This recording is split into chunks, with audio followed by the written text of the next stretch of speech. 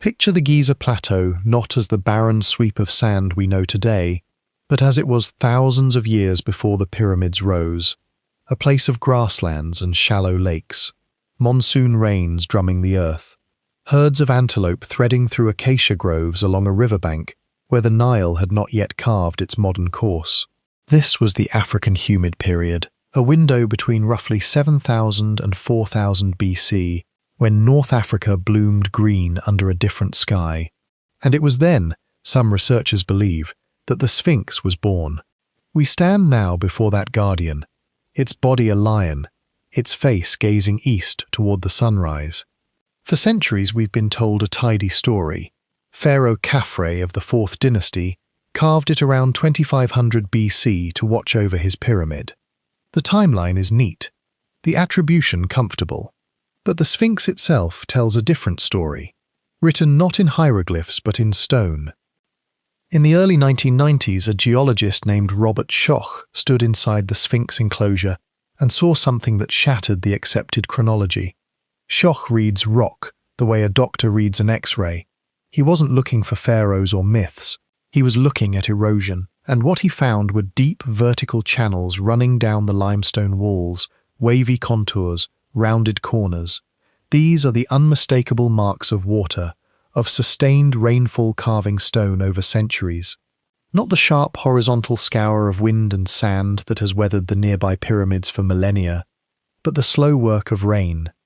Schoch didn't stop at visual observation.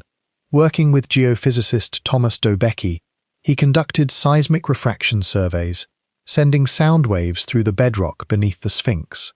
The data revealed something startling. The limestone beneath the front of the monument, around the head and chest, was far more weathered than the stone beneath the rear haunches. The front had been exposed to the elements thousands of years longer than the back. This wasn't a structure carved all at once. The forward section had already been standing, already eroding, long before the rear was completed.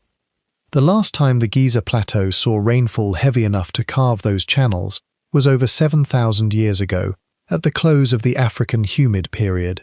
That would place the Sphinx's origins in deep prehistory, long before men's unified Egypt, long before the hieroglyphs that tell us who ruled and what they built. But here's where the story fractures further. Look at the Sphinx's head. It's too small, wildly out of proportion with the massive body. The ancient Egyptians were obsessive about harmony in their art. They would never have made such an elementary mistake on the largest statue in their world. The head shows no trace of the heavy water erosion visible on the body. The most logical explanation, the original Sphinx was a full lion, carved in one colossal effort millennia ago.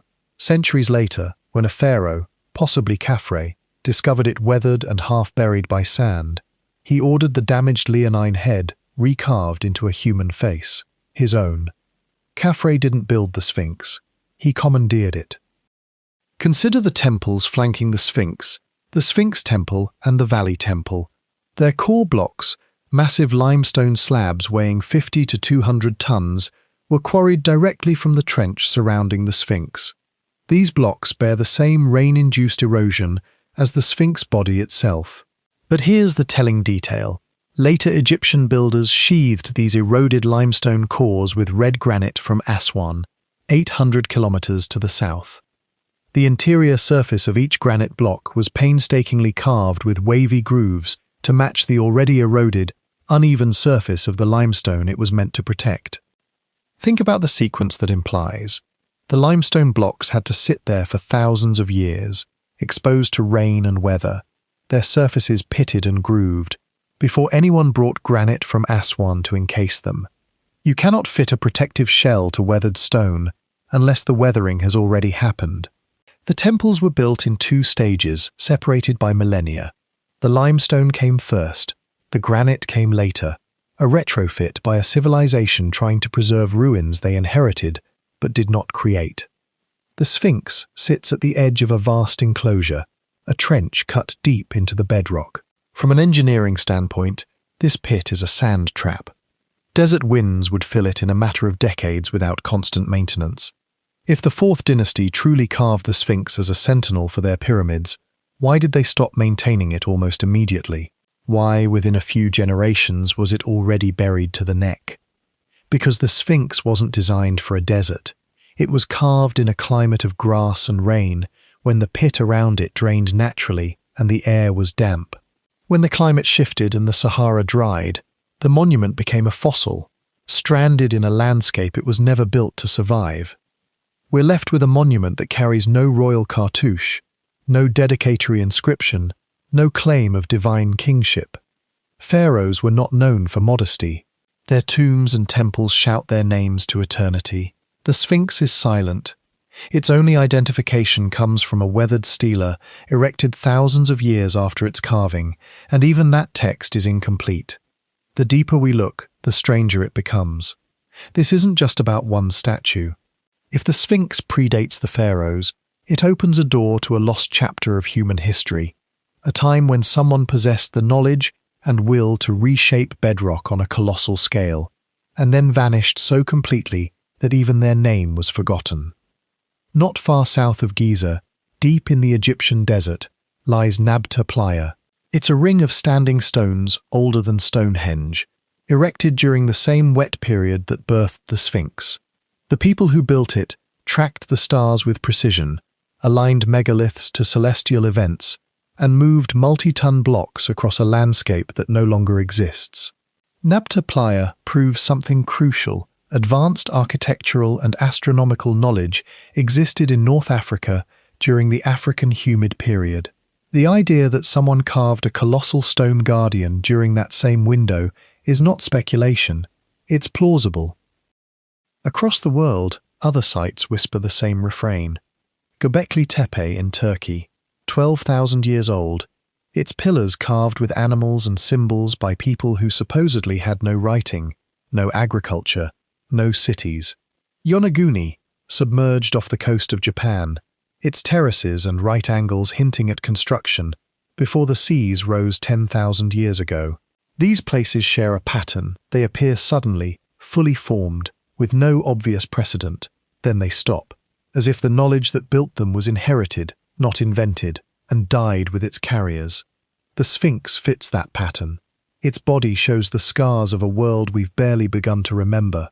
Its silence feels intentional, as if the builders chose not to speak in words that could be erased or misunderstood, but in geometry and stone that would endure through catastrophe. And here the questions deepen. Why is there no record?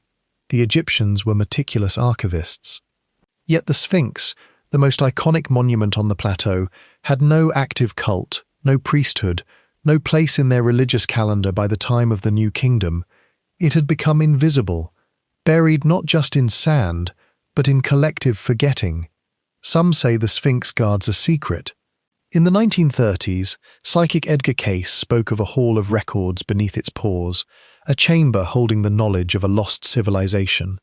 Decades later, ground-penetrating radar detected voids beneath the monument, rectangular spaces with regular shapes that don't match natural geology. In the 1990s, seismic scans by Thomas de Becchi pinpointed one of these anomalies, a chamber roughly 9 by 12 meters, sitting 5 meters below the right forepaw, exactly where Cayce said it would be. Egyptian authorities have refused all requests to investigate. They say there is nothing there, but when researchers present photographs, when radar data shows artificial cavities, when historical maps from Napoleon's expedition match modern scans, the response is always the same: access denied. The findings are dismissed, the tunnels sealed. It's not preservation, it's suppression. What could lie beneath the Sphinx that is too dangerous to reveal? A repository of texts? Tools of a technology we don't recognize? Or simply proof that the monument, and perhaps the pyramids themselves, were not the work of Egypt's fourth dynasty, but of a people whose existence would rewrite everything we think we know? The Sphinx is not just a monument, it's a question carved in limestone, asking us who we were before history began. Its water-worn stone, its disproportionate head, its unexplained silence, all point to an origin far older than the pyramids, older than Egypt itself. It stands as a guardian not of tombs, but of a forgotten time when rain fell on a green Sahara and a civilization we've never named left its mark in stone, knowing their world was fading. The story of the Sphinx is only the first thread. Pull it, and the entire fabric of accepted history begins to unravel. The pyramids, the underground chambers, the strange mathematical codes encoded in stone, they all point back to the same uncomfortable truth. We may be not the first, and the Sphinx has been waiting for us to remember.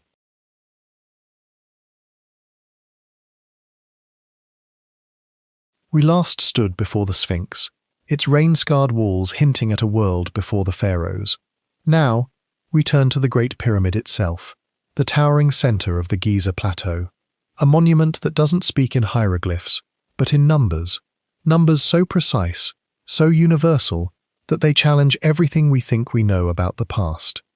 What if the Great Pyramid isn't a tomb, not a temple, but a machine, not of gears or circuits, but of geometry and time, built to preserve knowledge through the collapse of civilizations? The Great Pyramid rises over 140 meters into the sky. Its 2.3 million limestone blocks stand as testimony to a vision we can barely comprehend. Each block weighs between 2.5 and 15 tons, cut, moved, and placed with a precision that defies the tools we credit to ancient Egypt: copper chisels, wooden sleds, human sweat.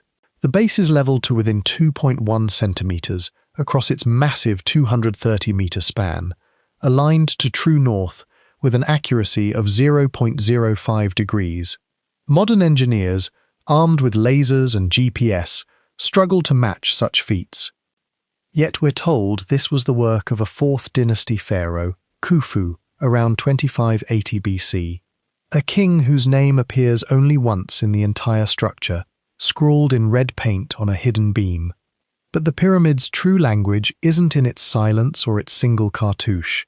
It's in its measurements, its ratios, its alignments. A code written in stone that speaks of knowledge far beyond what we believe the Egyptians possessed. Let's begin with the numbers.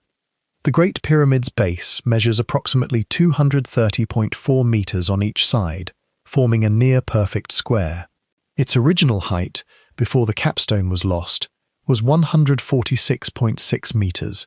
Divide the perimeter, 921.6 meters, by the height, and you get 6.2857, a number so close to 2 pi that the difference is less than 0.1%. This isn't a rough approximation, the kind you might stumble upon by trial and error. This is deliberate, precise, a mathematical constant encoded in the very shape of the pyramid. Pi, the ratio of a circle's circumference to its diameter, wasn't formally defined until centuries later. Yet here it is, etched in limestone on a scale that dwarfs human ambition. But the code goes deeper. The pyramid's slope, about 51.84 degrees, embeds another universal constant, the golden ratio, Phi, approximately 1.618. When you compare the half-base length to the height, the proportions align with Phi, a number revered across cultures for its aesthetic and mathematical harmony. Now here's where mainstream archaeology falters. Egyptologists often dismiss this by pointing to the decode system, an ancient Egyptian measure of slope. They say the builders used a ratio of 5.5 palms per cubit of rise, and this ratio just happened to produce a fraction close to pi, 22/7. They call it coincidence. But the Sikht theory cannot explain the simultaneous appearance of Phi. The pyramid's cross-section forms a perfect Kepler triangle. The relationship between half the base, the height, and the slant edge follows the Fibonacci sequence exactly, 1 to the square root of Phi to Phi. For a single structure to contain both pi and Phi, with tolerances measured in millimeters across 13 acres of stone, isn't coincidence. It's proof that sacred geometry determined the decoded ratio, not the other way around. This was intentional design. The pyramid doesn't stop there. Its dimensions seem to know the Earth itself. Multiply the height, 146.6 meters, by 43,200, and you get 6,356,400 meters, an eerily close match to Earth's polar radius, within 99.7% accuracy. Multiply the base perimeter, 921.6 meters, by the same factor, and you get 39,931,200 meters, a figure that approximates Earth's equatorial circumference with similar precision. Why 43,200? It's not arbitrary. It's tied to the precession of the equinoxes, the slow wobble of Earth's axis that completes a cycle every 25,920 years. Divide that cycle by 600, and you get 43,200, a scaling factor that bridges the pyramid's measurements to the planet's dimensions. But there's more. The phenomenon of axial precession causes the stars to drift 1 degree across the sky every 72 years. Multiply 72 by 600, and you get 43,200. And the number of seconds in a day? 86,400. Exactly double 43,200. The number 43,200 isn't some random coefficient chosen to force-fit data. It's a direct link between the spatial dimensions of the planet and the temporal rhythms of the cosmos. The builders were announcing, we know the Earth is a sphere, we know its exact size, and we know how its axis wobbles through time. This suggests a knowledge of astronomy and geometry that should have been impossible for a civilization without telescopes, calculus, or a concept of a spherical Earth. But the Great Pyramid hides an even stranger secret, one invisible to the eye standing on the ground. The pyramid doesn't have 4 faces, it has 8. Each of the 4 sides is subtly concave, indented inward by a shallow angle that the human eye cannot detect from below. This feature serves a precise optical function. On the spring and autumn equinoxes, when the sun passes directly overhead, light grazes 1/2 of each face, leaving the other half in shadow. For a fleeting moment, a flash of light splits the pyramid in 2. No pharaoh would invest the staggering effort required to engineer this optical phenomenon, visible only 2 days a year, if the pyramid were merely a dark tomb. This concave design transforms the Great Pyramid into the most sophisticated astronomical clock on the planet. And then there's the latitude. The precise latitude running through the center of the Great Pyramid is 29.9792458 degrees north. That number matches, digit for digit, the speed of light in a vacuum, 299,792,458 meters per second. Now, Orthodox scholars will dismiss this immediately. They'll say the meter was invented by the French in the late 18th century, so how could ancient builders have known it? But here's the question we should be asking. Is the meter truly a modern invention? Or is it a fundamental unit of measure derived from the Earth's circumference, a universal constant that ancient architects may have understood and that the French simply rediscovered? The pyramid's internal structure deepens the mystery. The so-called King's Chamber, a granite box at the heart of the monument, is built with blocks hauled from quarries hundreds of miles away, fitted with precision that modern masons envy. The chamber's acoustic properties are extraordinary. Sounds resonate in ways that suggest intentional design, as if the space was meant to amplify specific frequencies. The air shafts, narrow channels extending from the chamber to the pyramid's exterior, are aligned with celestial precision. The southern shaft points to Orion's belt, the northern shaft to the pole star, not as they appear today, but as they were positioned around 2450 BC. This isn't simple stargazing. Achieving such alignments requires instruments capable of measuring fractions of degrees, an understanding of stellar motion, and the ability to calculate 3-dimensional relationships between Earth and the heavens.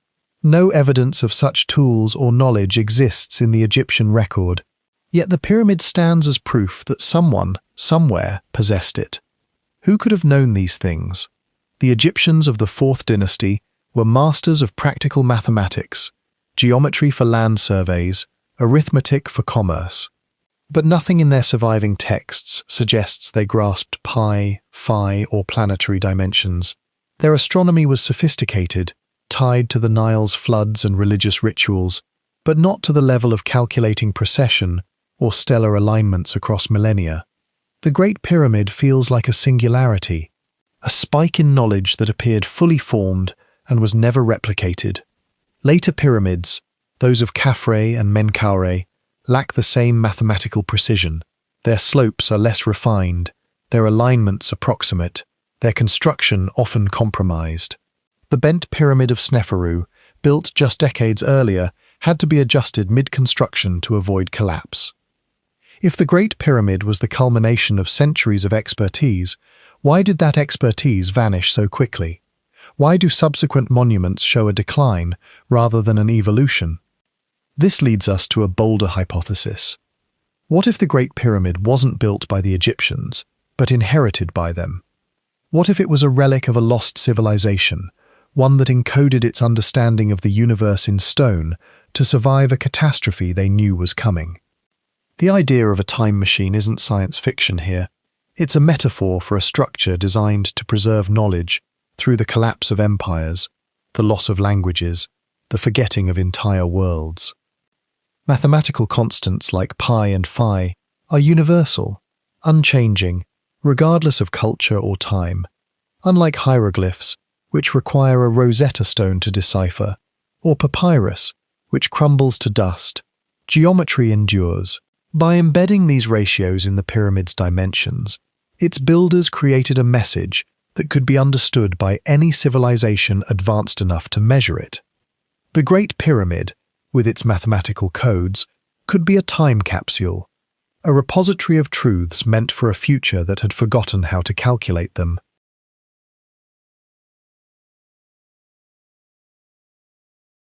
We step through stone doorways into the heart of the Great Pyramid itself. Chambers carved from granite and limestone hold no body, no treasure, no story, only silence. We're told this is Khufu's tomb, a monument to a king's eternal glory. But what if the entire narrative is wrong? Could it have been designed for a purpose we have yet to uncover? Let the darkness of the desert fold around you.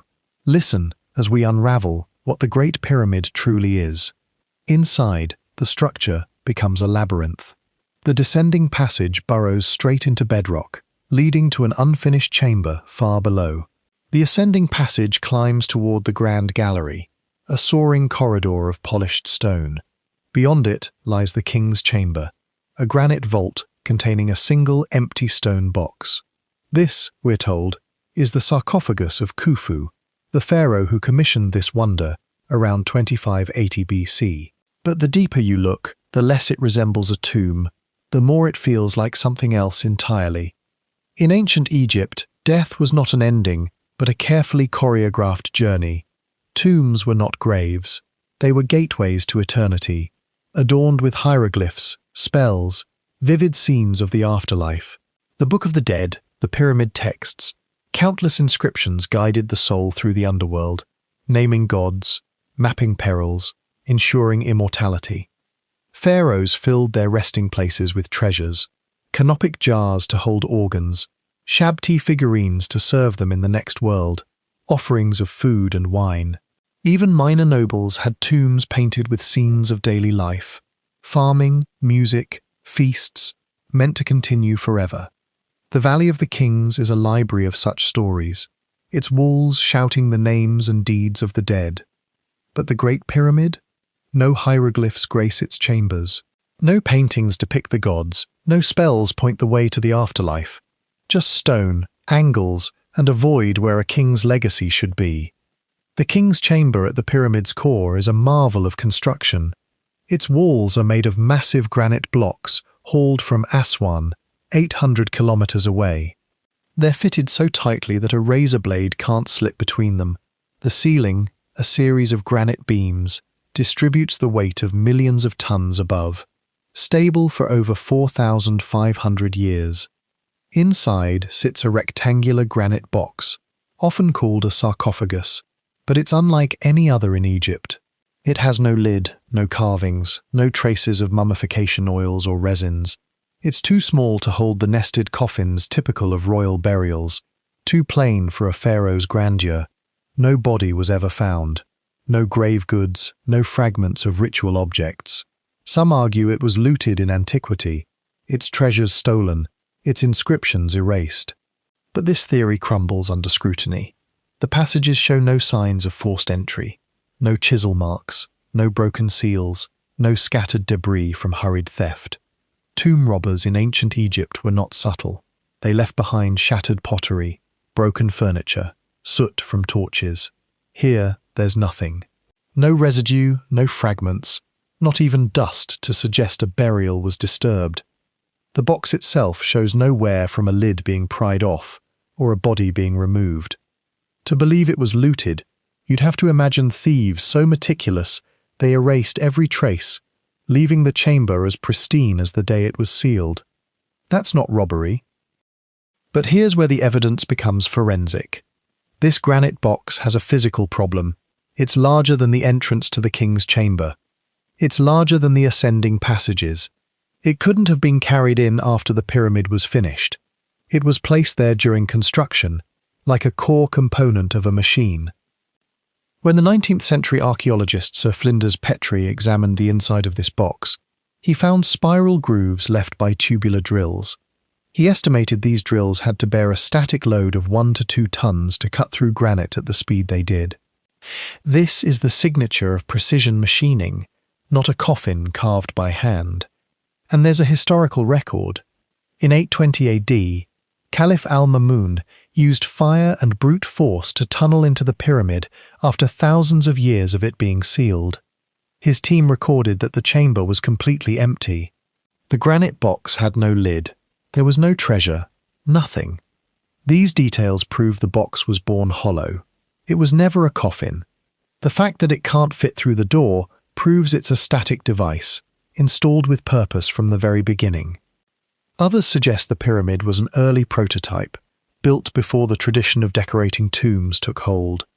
But this idea falters against the evidence of its sophistication. The Great Pyramid is no primitive experiment. Its geometry is flawless, its alignment to true north unmatched, its internal design a masterpiece of engineering. The Grand Gallery, with its corbelled ceiling, is a structural marvel, distributing weight with a precision that later pyramids couldn't replicate. The air shafts extending from the king's chamber align with stars, Orion's belt, suggesting a purpose tied to the cosmos. So if it's not a tomb, what is it? The absence of burial evidence invites us to rethink its purpose. The king's chamber, with its strange acoustic properties, offers a clue.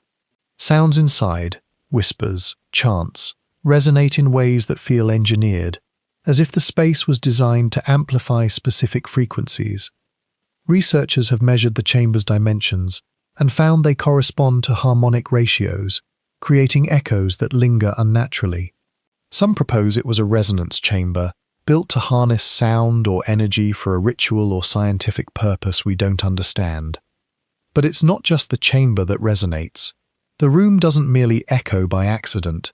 The entire king's chamber is not attached to the massive limestone core surrounding it. Its floor rests on granite blocks that are acoustically decoupled, creating perfect isolation. The builders deliberately separated this room from the rest of the structure so it could vibrate freely without being damped by millions of tons of limestone. The granite itself enhances this effect. It vibrates in response to certain tones. The granite hauled from Aswan contains a high concentration of quartz crystals. Quartz has a property called piezoelectricity. When compressed or subjected to strong vibration, quartz crystals convert kinetic energy into electrical current. A bold idea emerges. What if the Great Pyramid was a machine, not of metal or wires, but of stone and intention? Some theorists, inspired by figures like Nikola Tesla, suggest it was designed to generate or channel energy, perhaps electromagnetic or acoustic, using principles we're only beginning to rediscover. The pyramid functions as a frequency transducer. It collects seismic oscillations from the Earth, amplifies them through the corridor structure, and concentrates pressure into the enormous quartz chamber, the king's chamber, to release an electrical charge. This directly supports Christopher Dunn's Giza power plant theory. The pyramid's shape, with its precise angles, might focus these forces, creating a field effect we can't yet measure. Experiments in the 20th century found that small-scale pyramid models could preserve organic matter or sharpen blades, hinting at properties tied to their geometry. While these claims are debated, they fuel speculation that the Great Pyramid was a technology, its purpose lost when its builders vanished. In the 1960s, Swiss author Erich von Däniken, in his controversial book Chariots of the Gods, proposed that extraterrestrial beings might have guided ancient architects, sharing knowledge of mathematics and engineering. The Great Pyramid's anomalies, its alignment, its weight distribution, its lack of cultural markers, fit this narrative. Why else would a civilization build something so vast, yet leave no name, no story? Could it be a beacon, a signal to the stars, or a gift from visitors who knew their time on Earth was fleeting? This idea stretches belief, but the pyramid's very existence stretches what we think is possible. More grounded, yet no less profound, is the theory that the pyramid was a repository, not of bodies or treasure, but of knowledge. Its lack of inscriptions might be intentional, designed to speak to any civilization in any era through the universal language of geometry. Unlike papyrus or hieroglyphs, which decay or become unreadable, stone endures. The pyramid's proportions, encoding pi and phi, are a message that transcends language, culture, or time. It could be a safeguard against catastrophe, a flood, a collapse, a forgetting that wipes away all else. The pyramid's resilience, surviving earthquakes, invasions, and 4,500 years of recorded history, implies a design meant for geological epochs, not just dynasties. By building something capable of enduring for millennia, its creators ensured that future generations would find a blueprint of the cosmos, a reminder of what was known and lost. As we linger in this thought, the pyramid becomes more than stone. It becomes a question, a warning. Were they the Egyptians borrowing knowledge from a forgotten source? Were they a lost civilization, erased by time or design? Or were they something else entirely, leaving a legacy we're not yet ready to claim? The pyramid doesn't answer. Its stones hold secrets that refuse to yield. Standing in its monumental shadow, you might hear the echo of a world we've forgotten, a world that built a machine to ensure we'd remember it again. It was built to speak to those who come after. Whoever built it, whatever they meant, they left us a challenge, to look beyond the stories and to wonder what truth lies in the shadows.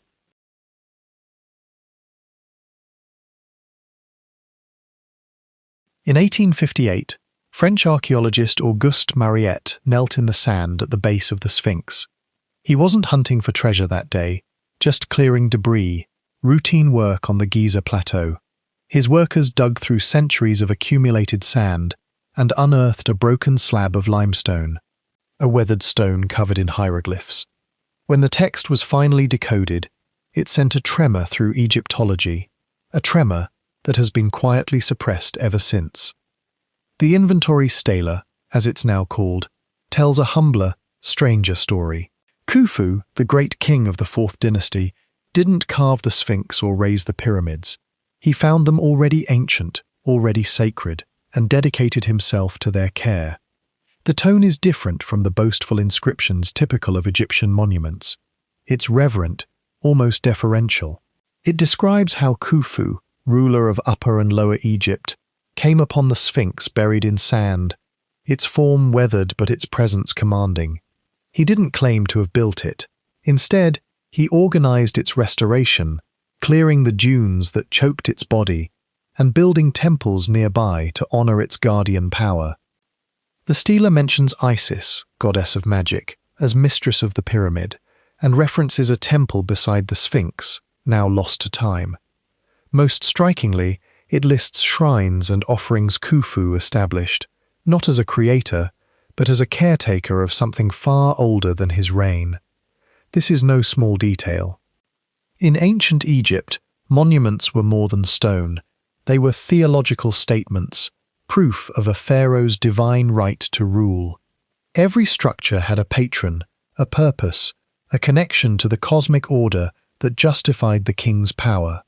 To find a monument like the Sphinx, without a clear royal claim, is unthinkable. The stela suggests that even Khufu's priests believed the Sphinx belonged to a time before their king, a sacred landscape that demanded respect rather than ownership. If Khufu, the supposed master of Giza, saw himself as a restorer rather than a builder, what does that say about the monuments we attribute to him? Could the entire Giza complex inherited by a civilization that claimed them as its own? The implications are staggering. If the Sphinx was already ancient when Khufu arrived, the Great Pyramid might also be older. This challenges the very foundation of Egyptology, which rests on the assumption that Giza's wonders emerged from the 4th dynasty's genius. If they were inherited, built by a civilization lost to history, then Egypt itself becomes a layer atop something older, something deliberately obscured. But here's where the sand grows heavy with silence. The inventory stela, despite its explosive implications, was quickly sidelined. After its discovery, it was moved to the Egyptian Museum in Cairo, where it sits in obscurity, rarely displayed, never featured in major exhibitions.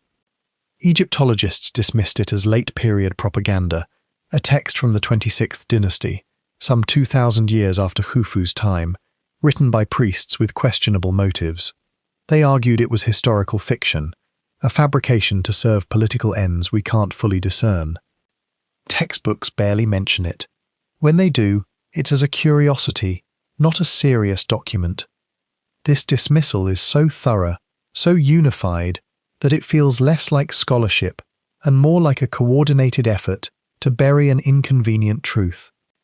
Let's pause and consider this. Why would priests over a millennium after Khufu invent a story that diminishes his legacy?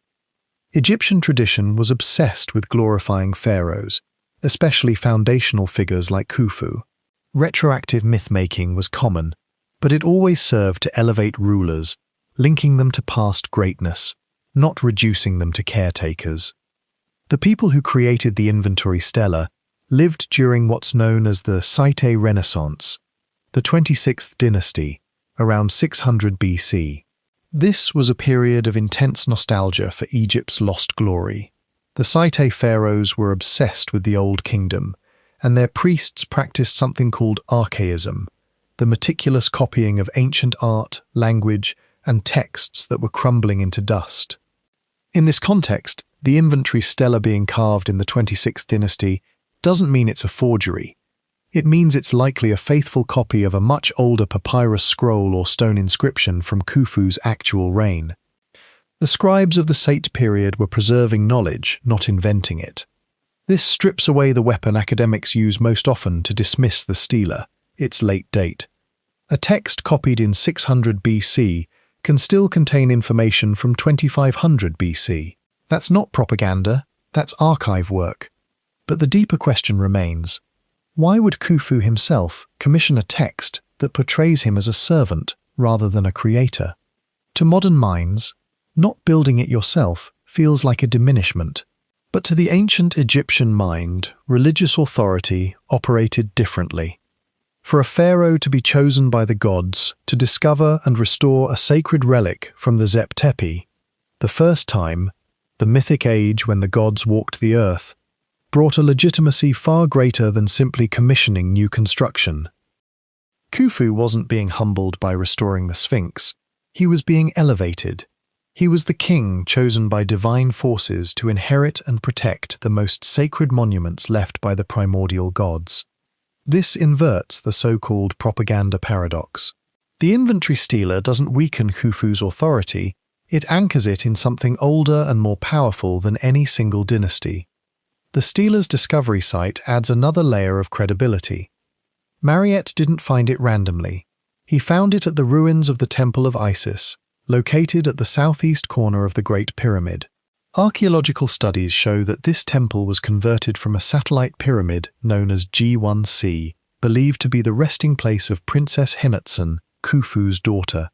The fact that the inventory stela was found exactly where its text describes, at a temple dedicated to Isis beside the Sphinx, shows geographic consistency.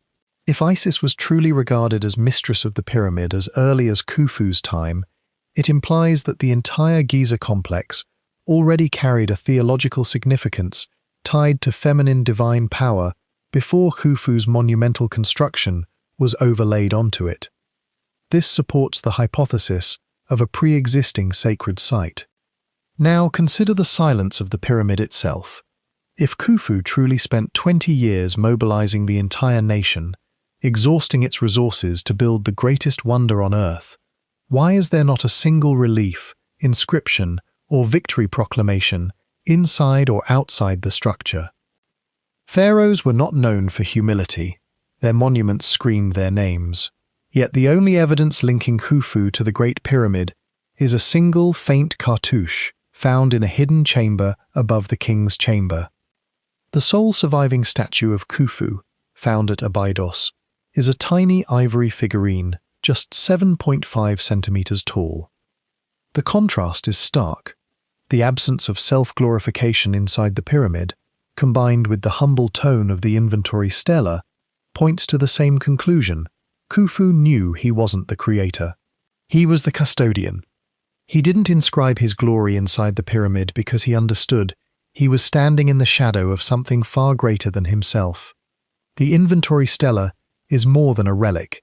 It's a challenge to everything we've been taught about Giza. It tells us that Khufu may have been a pilgrim kneeling before the ancient monument. It tells us that the Sphinx was part of a sacred landscape older than Egypt itself. And it tells us that someone, somewhere, wanted that truth to fade, leaving it locked away in a museum and dismissed as a mere myth.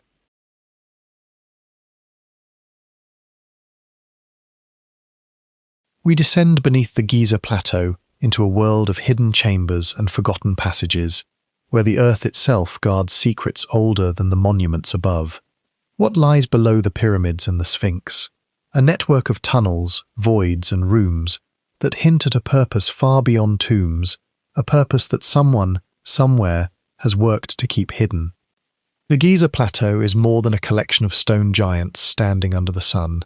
Beneath its surface lies a labyrinth, a subterranean realm that defies everything we've been taught about ancient Egypt. For over a century, explorers have reported strange discoveries below the pyramids and the Sphinx, cavities too regular to be natural, passages too precise to be mere tomb shafts, chambers that seem to belong to a design we can't yet name.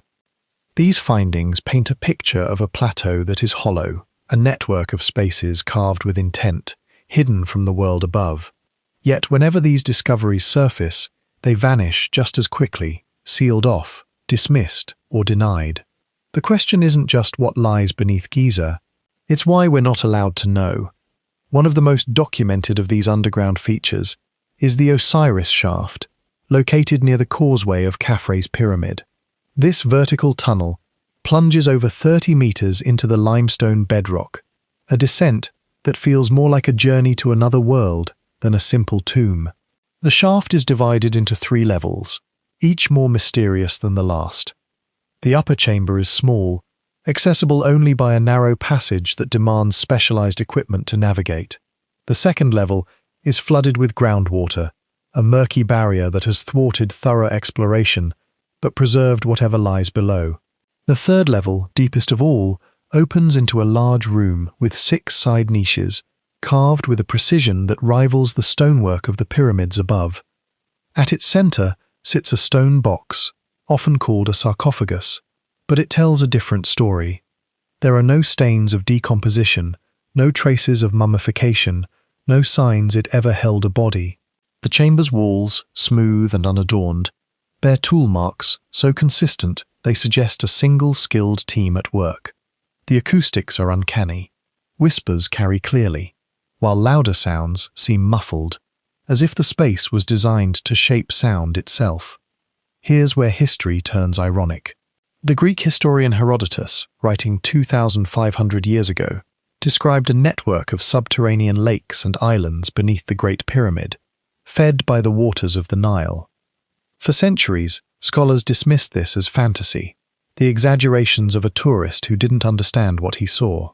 But in 1999, when Dr. Zahi Hawass himself pumped out the flooded third level of the Osiris shaft, he found exactly what Herodotus had described, an artificial island supporting a massive granite coffer, submerged in crystal-clear groundwater. If Herodotus accurately described a complex flooded structure that modern humans took 2,500 years to rediscover, then perhaps the ancient accounts of machines and halls of wisdom aren't mythology at all. They're historical records, waiting to be unearthed. The Osiris shaft is only one piece of a larger puzzle. In the 19th century, early explorers like Ernest Alfred Wallace Budge described subterranean chambers beneath Giza, extending far beyond what a tomb would require. Budge, a British Egyptologist, wrote of passages and cavities that felt too deliberate to be natural, too extensive to serve a single burial. During Napoleon's expedition in 1798, scholars mapped a network of underground spaces, corridors, stairways, and rooms that connected the pyramids and the Sphinx in ways that hinted at a coordinated design. These maps show features that no longer appear on official plans. Some passages were filled with rubble, as if deliberately sealed. Others were clean, as if maintained long after their creation. These reports, detailed and precise, were dismissed as exaggerations by colonial adventurers who didn't understand what they saw. But the maps still exist, tucked away in archives, whispering of a Giza we're not meant to explore. In 1926, Herbert Eustace Winlock, an American archaeologist, wrote of catacombs beneath the plateau, chambers with carved walls, stairways descending deeper than any tomb required, and passages that followed geometric patterns rather than the irregular sprawl of natural caves. These descriptions suggest an infrastructure, a foundation for a purpose we can't yet grasp. Yet no museum displays models of these spaces. No textbooks teach their existence. The academic world labels them as fissures, unfinished shafts, or errors of early explorers. But the consistency of these accounts across decades, across cultures, makes dismissal feel less like science and more like suppression. The most compelling evidence came not in 2008, but more recently. Between 2023 and 2024, a joint research team from Higashi Nippon International University, Tohoku University in Japan, and Egypt's National Research Institute of Astronomy and Geophysics conducted ground-penetrating radar and electrical resistivity tomography surveys at Giza's Western Cemetery. They discovered an artificial L-shaped anomaly approximately 2 meters below the surface, filled with sand. But what stunned researchers was what lay directly beneath it, a high resistivity anomaly extending down to a depth of 10 meters. The team concluded that the L-shaped structure appears to be an intentionally backfilled entrance leading to a far larger structure hidden in the depths below. This discovery shatters the Egyptian authorities' long-standing claim that there is nothing there. It proves that the underground network isn't the imaginative fiction of 19th century explorers, but a measurable reality being confirmed by 21st century technology from some of the world's leading universities. These scans also confirmed spaces beneath the Sphinx with regular shapes, suggesting artificial construction. Geophysicist Thomas DeBecke, working alongside Dr. Robert Schoch, used seismic refraction equipment around the Sphinx. His data didn't just indicate a vague void, it mapped a rectangular chamber approximately 9 by 12 meters, located about 5 meters deep, directly beneath the Sphinx's right front paw. The perfectly squared shape with right angles rules out natural cast caves or geological fractures. It transforms Edgar Cayce's mystical Hall of Records from a psychic's prophecy into a geophysically measurable object with coordinates and dimensions. Beneath the Great Pyramid, the surveys detected chambers unconnected to known passages, hinting at a separate, older phase of building. Photographs from these surveys, though rare, show cut stone, crude steps, and archways in the darkness. These discoveries pointed to a complex underground network, one that predates or exists apart from the monuments we see, and then the doors closed. The Egyptian authorities, through the Supreme Council of Antiquities, declared, "There is nothing there, no explanation for the photographs." No acknowledgement of the radar data, no reference to the historical maps. Access was revoked, the findings buried in bureaucratic silence. Journalists who pressed for answers were met with blank denials. Tunnels documented, measured, and even entered were sealed again. This isn't an isolated incident. In the 1930s, an excavation beneath the Sphinx reportedly uncovered a chamber between its pores, described by workers as artificially constructed. It was quickly backfilled, and no official report was published. Later, radar scans confirmed a hollow space in the same location. Yet, independent researchers were barred from investigating. The official stance remains unwavering. Nothing lies beneath Giza that matters. But when evidence is photographed, mapped, and then declared irrelevant, that's not archaeology, it's erasure. This pattern of concealment raises a haunting question. What lies beneath Giza that's so threatening it must be hidden? The underground network suggests perhaps a foundation for the entire plateau, built before the pyramids rose. Some speculate it was a ritual space meant to amplify sound or energy, like the resonance chambers in ancient sites such as Malta's Hypogeum, where sound frequencies induce trance-like states. Others propose it was a storage system not for treasure, but for knowledge, like the mythical Hall of Records described by Edgar Cayce, said to hold the secrets of a lost civilization. But there's another possibility, grounded not in mysticism, but in engineering, a hydraulic system. Researchers like engineer John Cadman have pointed out that the underground network beneath Giza, with its flooded chambers, narrow tunnels, and rough-hewn ceilings like the subterranean chamber, was designed to mimic precisely the principles of a hydraulic ram pump. Water from the underground aquifer fed by the Nile would rush in, creating pressure and water hammer effects that reverberated upward, generating massive infrasonic vibrations that propagated through the entire body of the pyramid. This theory provides a rational engineering blueprint for the tunnels. It explains why the Osiris shaft plunges straight down to the water table. The underground spaces aren't empty burial vaults. They're the hydraulic engine hidden beneath the earth, supplying vibrational energy to the great machine above. The most unsettling possibility is that these chambers predate the pharaohs entirely. If the Sphinx hails from a time 7,000 years ago, could this network belong to the same builders? A civilization that reshaped the bedrock, carving spaces to endure a catastrophe they foresaw. The construction techniques, smooth walls, precise angles, don't always match Egyptian methods. Some tool marks suggest tools or methods unknown to the Old Kingdom, hinting at a technology lost to history. The flooded second level of the Osiris shaft might hold clues untouched by time, yet it remains off-limits, its secrets drowned in silence. This brings us to a darker truth. The suppression of these discoveries feels deliberate, as if the underground network threatens the narrative of Egyptian history. If Giza was built on an older foundation, if its chambers were carved by a people before the pharaohs, it upends the timeline of human civilization. It suggests the Egyptians were not the originators of their greatest wonders, but inheritors, claiming a legacy they couldn't replicate.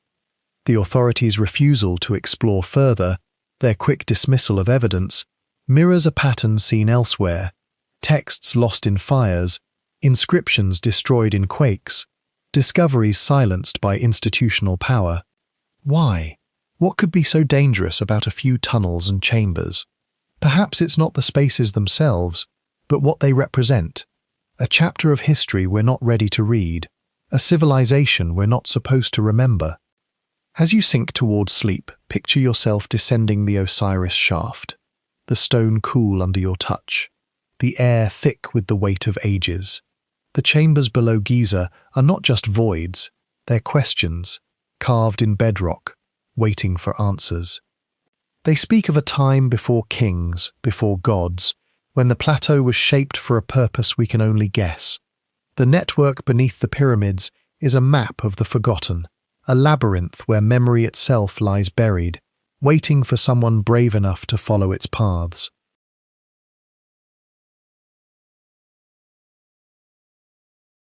In 1993, a small wheeled robot named Upuaut, opener of the ways, after an ancient Egyptian god, made history. Built by German engineer Rudolf Gantenbrink, it was sent into the Great Pyramid to inspect narrow shafts too small for humans. These passages, extending from the Queen's chamber, were long thought symbolic, perhaps aligned with stars, meant for the Pharaoh's soul to ascend. They slope upward at steep angles, barely 20 centimeters wide. Their walls gleam with a smoothness that defies explanation. Gantenbrink's mission was practical: improve ventilation, map the shafts. But what Up-Upu-Out 2 found was anything but routine. As it climbed the southern shaft, over 60 meters long, its camera beamed back images that stunned the world. A stone door, perfectly fitted, 2 copper pins protruding like silent sentinels. This was no collapse, no rough end to a passage. This was a deliberate barrier, sealed for millennia, hiding something. The footage was mesmerizing. The shaft's walls, untouched by time, gleamed with precision. Limestone blocks joined so tightly no mortar was needed. The angles never wavered. The surfaces showed no tool marks. Then, at the end, the door appeared. A smooth rectangular slab, copper pins glinting under the robot's light. But here's what the textbooks won't tell you. These shafts were never simple tunnels drilled through stone. Gantenbrink's camera revealed something extraordinary. The passages were constructed from massive U-shaped blocks, each one carved, inverted, and set atop a flat base slab. Think about that. To fabricate interlocking U-blocks at a precise 40-degree incline, running dozens of meters deep into the pyramid's core, requires three-dimensional machining of staggering complexity. No architect wastes that level of effort just to ventilate a tomb, especially when these shafts were sealed at both ends. The inner end didn't even pierce the wall of the Queen's chamber until Wayneman Dixon broke through in 1872. The outer end never reached the pyramid's surface. If this was ventilation, it failed spectacularly. If it was symbolic, it's the most over-engineered symbol in history. The copper pins weren't hinges. They were too small, too awkwardly placed. Were they markers, symbols of a sacred boundary, or something else entirely? The discovery sent shockwaves through archaeology. Here was proof of hidden spaces within the pyramid, spaces sealed since its creation, challenging the idea that every chamber had been mapped. The world watched, breathless. Headlines proclaimed a new era of exploration. Could this door lead to a lost chamber? A repository of ancient knowledge? Something stranger? But the excitement died fast. Gantenbrink's contract was abruptly terminated by Egypt's Supreme Council of Antiquities. His access revoked, his research halted. No explanation. The official reason: he had exceeded his mandate, which was limited to ventilation, not exploration. Yet the door was found during legitimate shaft inspection. Stopping the investigation at the moment of breakthrough felt like more than bureaucracy. It felt like suppression. The media frenzy faded. The door remained sealed. Why? What could lie behind a slab of stone that warranted such swift silencing? The question lingered for nearly a decade. In 2002, a new team was granted access. Armed with a more advanced robot, the Pyramid rover, equipped with cameras, drills, and fiber-optic technology, the world tuned in again. Live broadcasts promised answers after years of silence. The robot navigated the same southern shaft, same flawless stonework, until it reached the door with its copper pins. With painstaking care, it drilled a small hole through the slab. The process revealed the stone's incredible hardness, as if designed to resist intrusion. A fiber-optic camera was inserted. The world held its breath. What the camera showed was another chamber, with a second stone door on the far wall. No hieroglyphs, no artifacts, just more stone, more mystery, another barrier. But the story doesn't end there. In 2011, an international collaboration, the JEDI project, led by researchers from the University of Leeds, deployed a robot with a breakthrough tool, a microsnake camera, flexible enough to thread through the 2002 drill hole and bend backward to examine what no one had seen before: the backside of the first door. What it revealed was extraordinary. The copper pins weren't decorative. Their rear ends were bent into elegant, functional loops, precise metalwork that suggested purpose, not ornament. And on the floor of the tiny chamber, the camera caught faint markings, red ochre symbols, drawn in a pigment that predates most of Egypt's written history. This was no longer speculation. This was evidence of deliberate engineering. And then, as abruptly as it began, the Jedi project was shut down. The Arab Spring of 2011 provided convenient cover, but the pattern held. No robot has returned since. The second door remains unopened, its secrets locked away. Here's the part that should alarm us, the pattern of denial.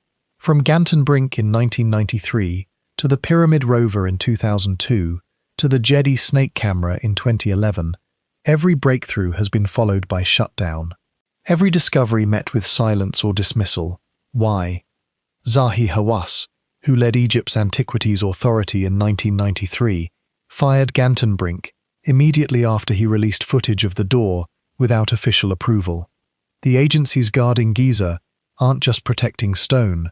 They're protecting billions of dollars in tourism revenue, textbooks already printed, and exclusive control over their cultural heritage. A discovery pointing to technology beyond the Pharaohs would undermine the legitimacy of state-run archaeology. Egyptology's foundation would crumble. That threat explains the pattern of denial. Tunnels sealed, radar data dismissed, researchers turned away. It's as if the truth behind the doors is too dangerous to face. This pattern isn't unique to Giza. In Mesoamerica, excavations at Teotihuacan uncovered tunnels beneath the Pyramid of the Sun, sealed for centuries. Yet exploration was limited by official restrictions. In Turkey, the ancient site of Göbekli Tepe, dating back 12,000 years, faced delays in study, its implications for early civilization too disruptive to embrace quickly. The doors in the Great Pyramid fit this mold. Discoveries that challenge the story of human progress are met with silence, not science. Could there be a global effort, ancient or modern, to keep certain truths hidden? The truth behind those doors may be too dangerous to face. It threatens the story we tell ourselves about who we are, where we came from, and what we've forgotten.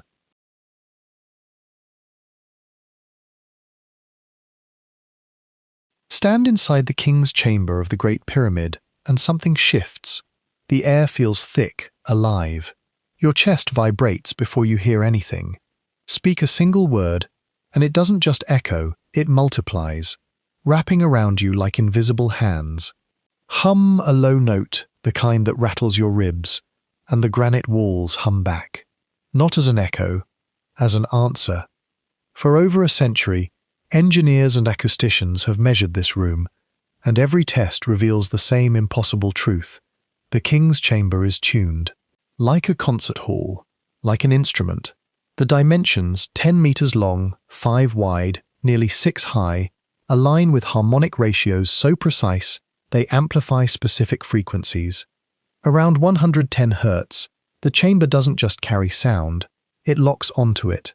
The air itself begins to pulse, creating what physicists call a standing wave. You don't just hear it, you feel it in your bones, in your lungs, in the back of your skull. And here's the strangest part, that frequency, 110 Hz, does something to the human brain.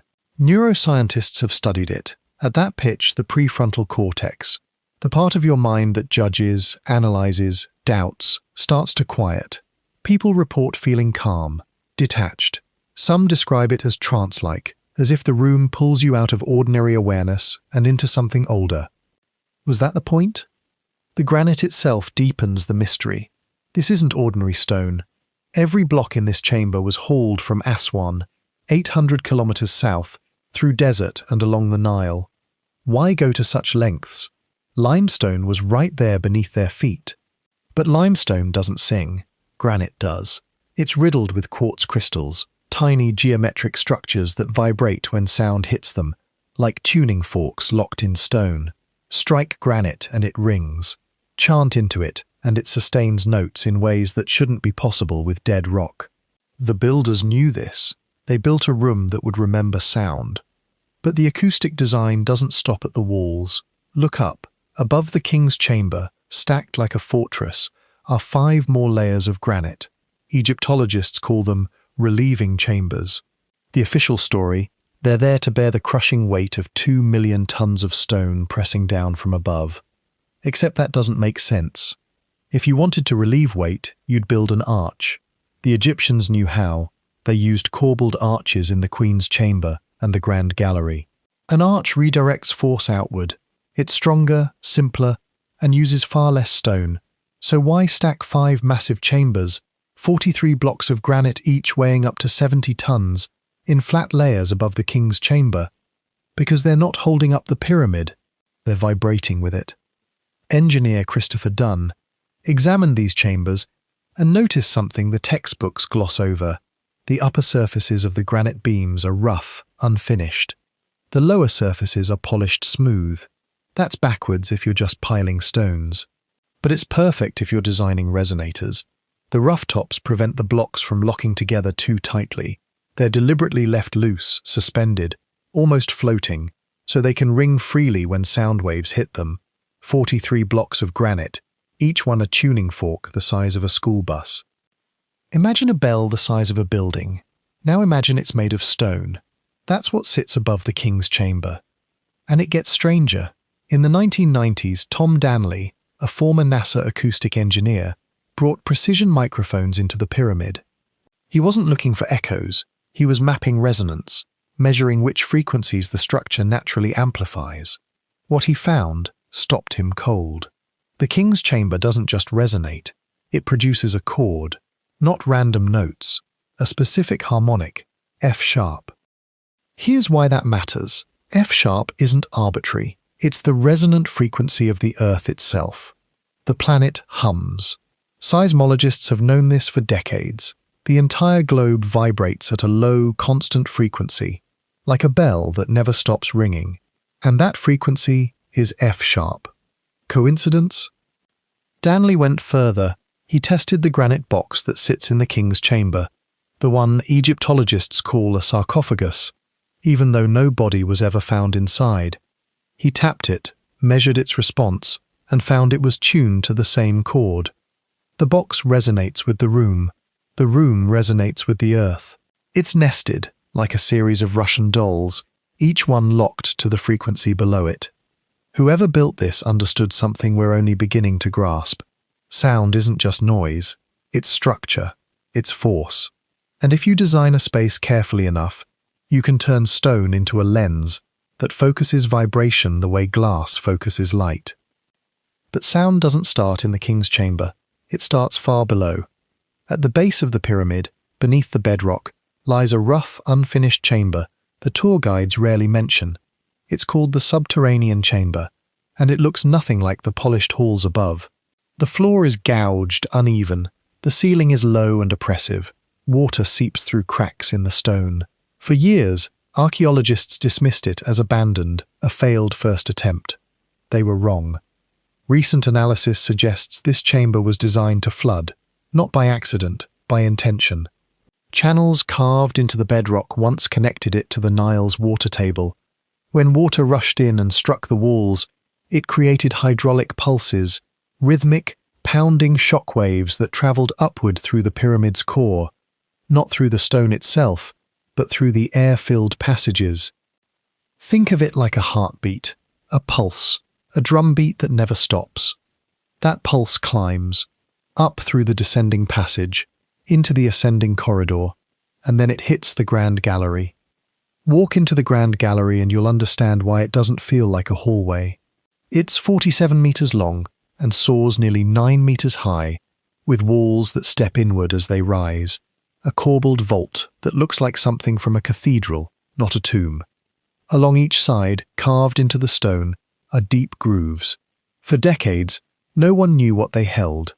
The wood or metal fixtures are long gone, stolen or rotted away. Christopher Dunn has a theory.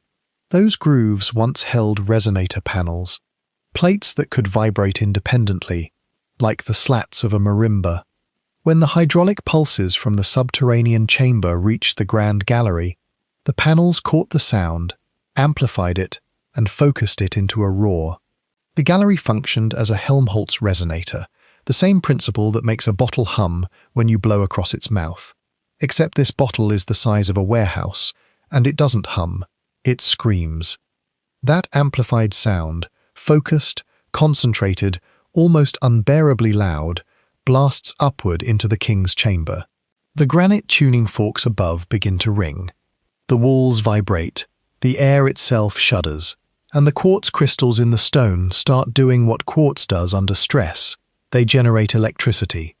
It's called the piezoelectric effect. Squeeze a quartz crystal, and it produces a tiny voltage.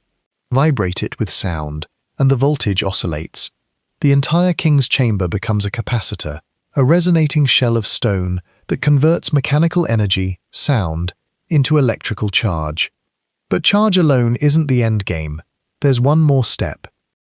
Remember those narrow shafts leading out of the queen's chamber, the ones with copper pins on the sealed doors? Copper is a conductor, and those shafts weren't ventilation. They were conduits, chemical reactors. Christopher Dunn proposes that the Queen's chamber once held a dilute hydrochloric acid solution on one side and a zinc compound on the other. When the two reacted, they produced hydrogen gas, light, flammable, eager to rise. That hydrogen flooded the king's chamber. Now picture the full system, hydraulic pulses from below, amplified sound in the grand gallery, vibrating granite tuning forks, piezoelectric charge cascading through quartz-rich walls, and a chamber filled with hydrogen gas, its atoms jittering under the acoustic assault. What happens when you hit hydrogen with resonant sound and an electrical field? You get a maser, microwave amplification by stimulated emission of radiation. It's the principle behind lasers, but using microwaves instead of light. Pump energy into hydrogen atoms, vibrational energy, electrical energy, and they release that energy as a focused beam of microwaves, coherent, directional, powerful. The air shafts in the king's chamber don't point at stars for symbolism. They point outward, north and south, precisely angled. If the pyramid was generating microwave energy, those shafts could have been waveguides, channels that directed the beam skyward, perhaps to communicate across vast distances, perhaps to transmit power, perhaps to connect with something waiting in the dark. This isn't ritual, this is engineering, quantum engineering, and we've barely begun to understand it. 30 meters beneath the Giza plateau, near the causeway of Khafre's pyramid, lies another chamber, the Osiris shaft, vertical, flooded, carved with tool marks so uniform they look machine-made. At its lowest level sits a stone box, empty and silent, surrounded by 6 niches. Whisper in that space and your voice carries like you're standing next to someone across the room. Shout, and the sound vanishes, absorbed into the stone. Tests show it resonates between 100 and 120 hertz, the same range that alters brain function, the same range the king's chamber targets. Why build 2? Why tune them differently? Because one might be the transmitter, and one might be the receiver. The ancient Egyptians had no word for technology, but they understood sound as sacred. The god Thoth, master of wisdom, was said to have spoken reality into existence. Priests chanted in temples for hours, believing that the right tone, sustained long enough, could open doorways between the physical and the divine. What if they weren't wrong? What if they were describing, in the only language they had, something their ancestors built and they could no longer fully operate? There are echoes of this across the world. In Malta, the Hypogeum of Hal Saflieni, a 5,000-year-old underground temple, has chambers that resonate at 110 hertz. Stand inside and chant, and the walls hum back. In Peru, the stone corridors of Chavin de Huantar amplify low-frequency sound in ways that guide you through total darkness using only your voice. These weren't accidents, they were designs, a global tradition of acoustic engineering, older than writing, hidden in stone. And yet we're told the Great Pyramid is a tomb, that its chambers are empty because thieves stole the treasure, that its precision is the result of trial and error with copper chisels and sand, that the resonance is coincidence, the alignment symbolic, the silence a mystery we'll never solve. The doors remain locked, the tunnels sealed, the radar scans dismissed. The Egyptian authorities, backed by UNESCO, refuse further exploration. But the stones still hum, the chambers still resonate. The system waits, silent but not dead, for someone to remember how to turn it on.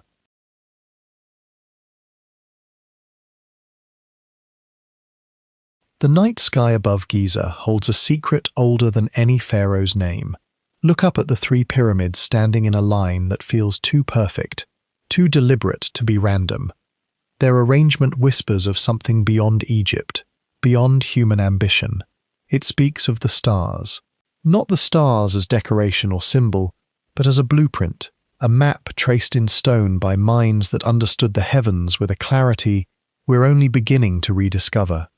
Tonight we confront a theory so elegant it unnerves the gatekeepers of history, a correlation between earth and sky that suggests Giza was never just a cemetery, but a cosmic monument built to mirror the gods themselves. In 1983, a Belgian civil engineer named Robert Bouwval stood on the Giza plateau and noticed something that had escaped centuries of scholars. The three pyramids of Khufu, Khafre, and Menkaure don't sit in a straight line. The smallest pyramid, Menkaure's, is offset slightly to the east. That offset felt familiar to Bouwval, like an echo of something he'd seen before. Then it struck him. He looked up at Orion's belt, the three bright stars that have captivated humanity since we first learned to name the night. Alnitak, Alnilam, Mintaka. Two stars aligned, the third offset to the east. The pattern matched. The pyramids weren't just aligned to the stars, they were a reflection of them, a terrestrial mirror of the heavens frozen in 2 million limestone blocks. This is the Orion correlation theory. It says the ancient architects didn't pick this arrangement by accident or aesthetic preference. They chose it because they were encoding a specific celestial event, a moment in time when Orion hung low over the southern horizon, its belt stars aligned exactly as the pyramids now stand.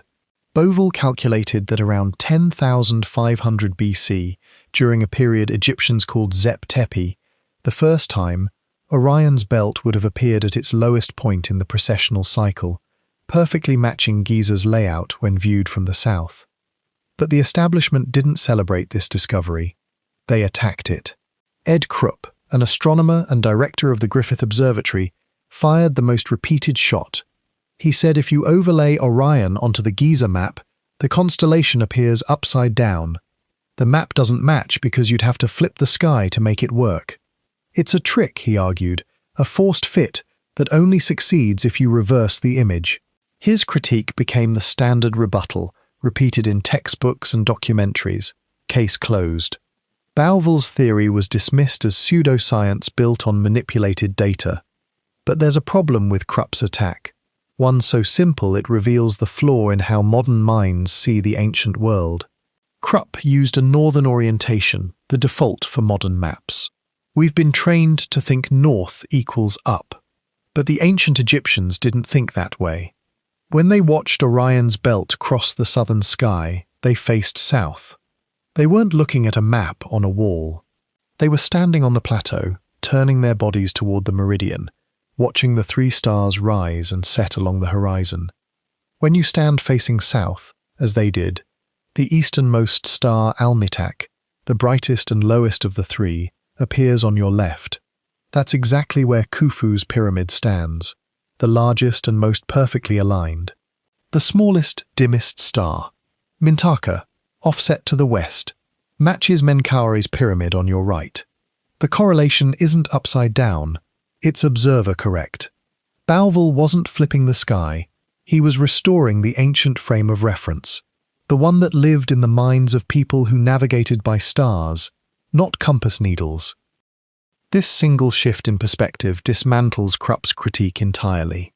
It shows that the Orion correlation theory doesn't rely on tricks.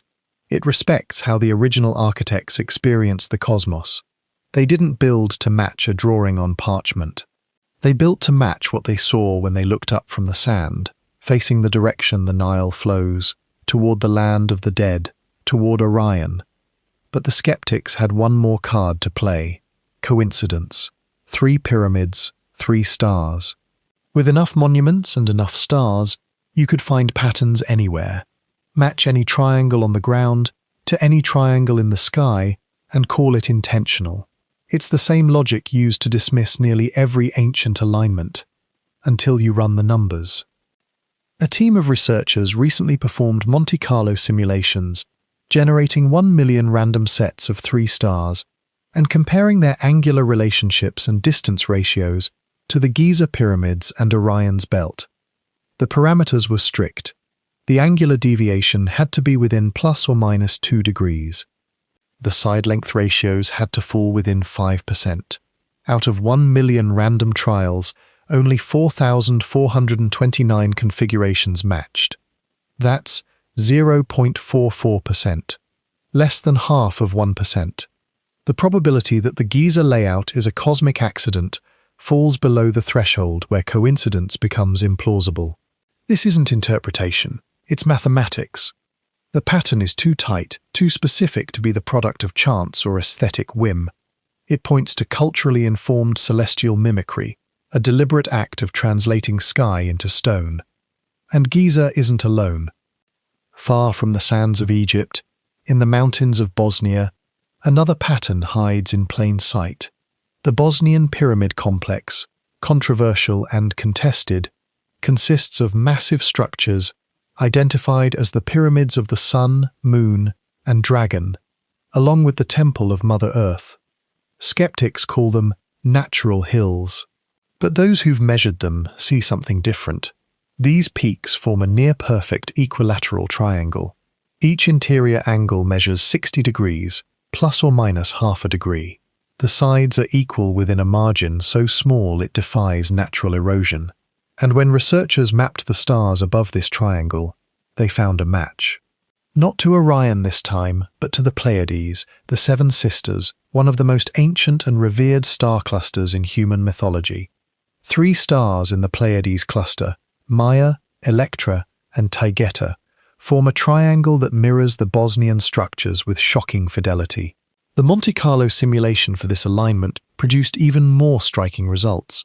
The probability of 3 random mountain peaks naturally forming such a precise equilateral triangle matching the Pleiades pattern is less than 0.23%, 1 in 400.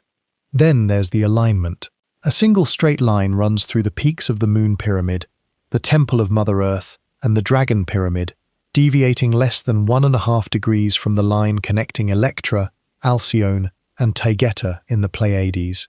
You don't get that from wind and rain over millennia. You get it from intention. But the deepest mystery of the Bosnian model lies in what Giza lacks.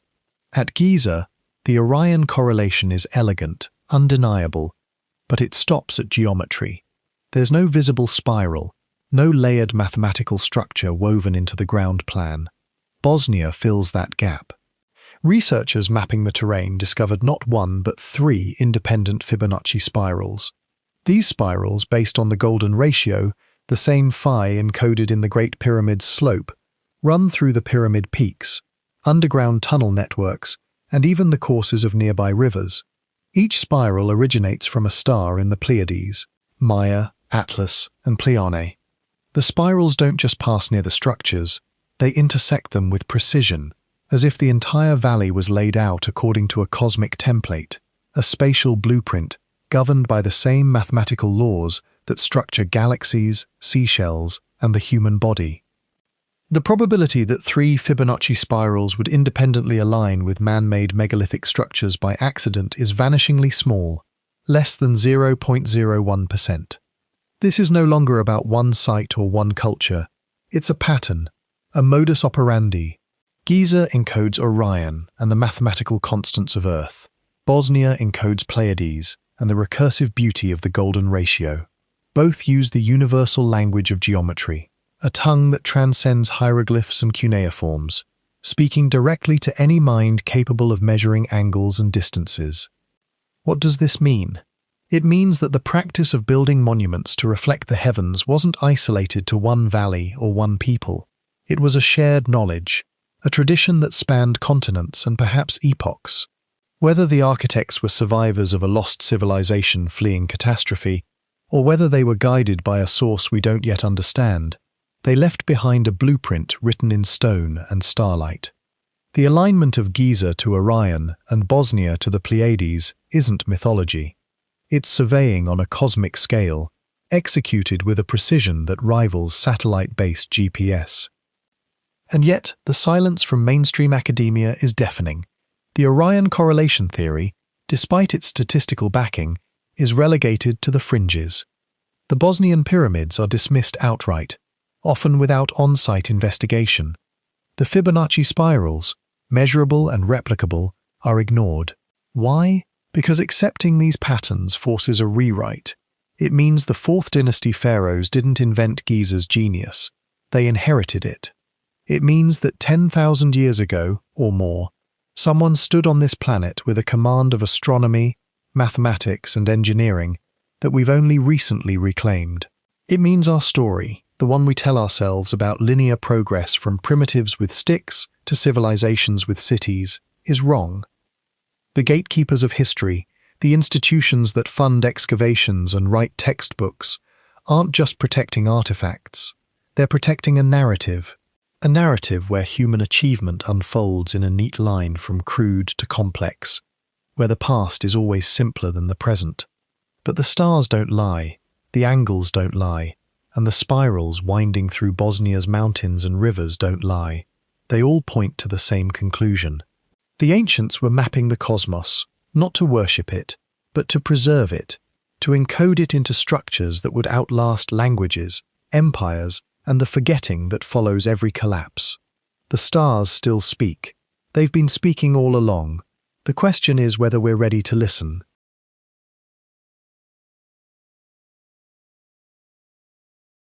Cairo in the 1890s felt electric. The city buzzed with treasure hunters.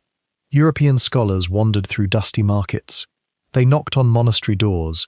They bargained with antiquities dealers in cramped shops that smelled of incense and old paper. Everyone wanted a piece of Egypt's past. Every scrap of papyrus could unlock a secret that had been buried for thousands of years. In a quiet Coptic monastery somewhere beyond the noise of Cairo's streets, a collector sat across from an elderly monk. The collector might have been Austrian, he might have been French. The records don't say. What matters is what the monk brought out that day, a small bundle of manuscripts wrapped in linen, brown with age. Coptic monasteries had been fortresses of knowledge for centuries. When armies swept through Egypt, when libraries burned and empires crumbled, the monks kept copying texts. Early Christian writings, pre-Islamic fragments, prayers and histories that would have vanished without them. The monk said his collection came from generations of careful hands. These texts had survived when everything else turned to dust. One scroll caught the collector's eye. It was written in Sahidic Coptic, the dialect spoken in Upper Egypt during the early Christian centuries, but threaded through the Coptic words were older phrases, strange fragments the monk himself couldn't read. They felt ancient, like echoes from a language that had died before Coptic was even born. The monk described what the scroll said. His voice was quiet, almost reverent. It spoke of a land along the Nile before the river found its modern path, before the Great Bend formed, before the delta spread into the Mediterranean like fingers reaching for the sea. The text described 3 massive structures of stone.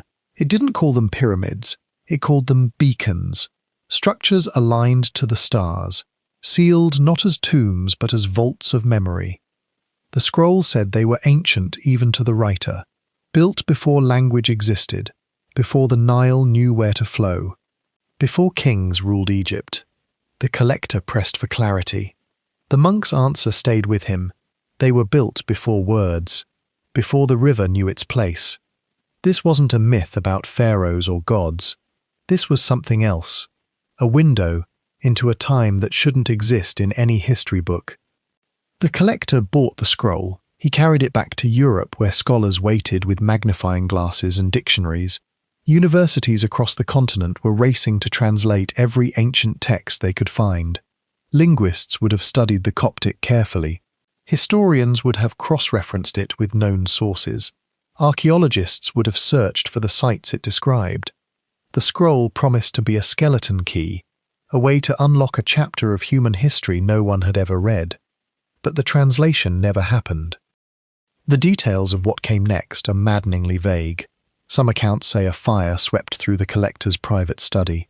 Others claim the scroll was stored in an archive building, maybe in Vienna, maybe in Lyon.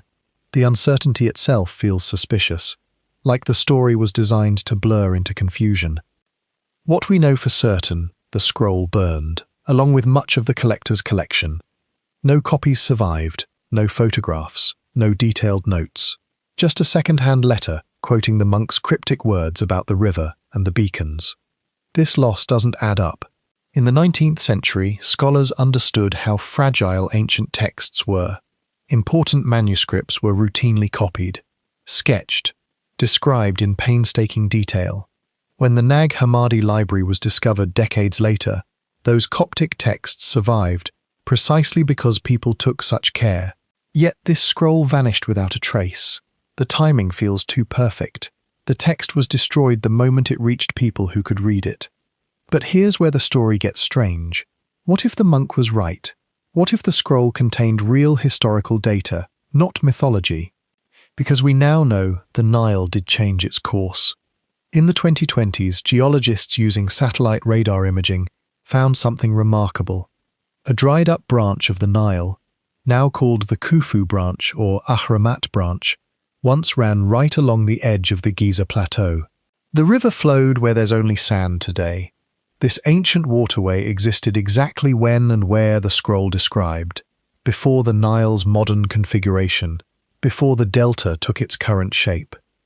The monk in that Cairo monastery knew something that 19th century European explorers didn't.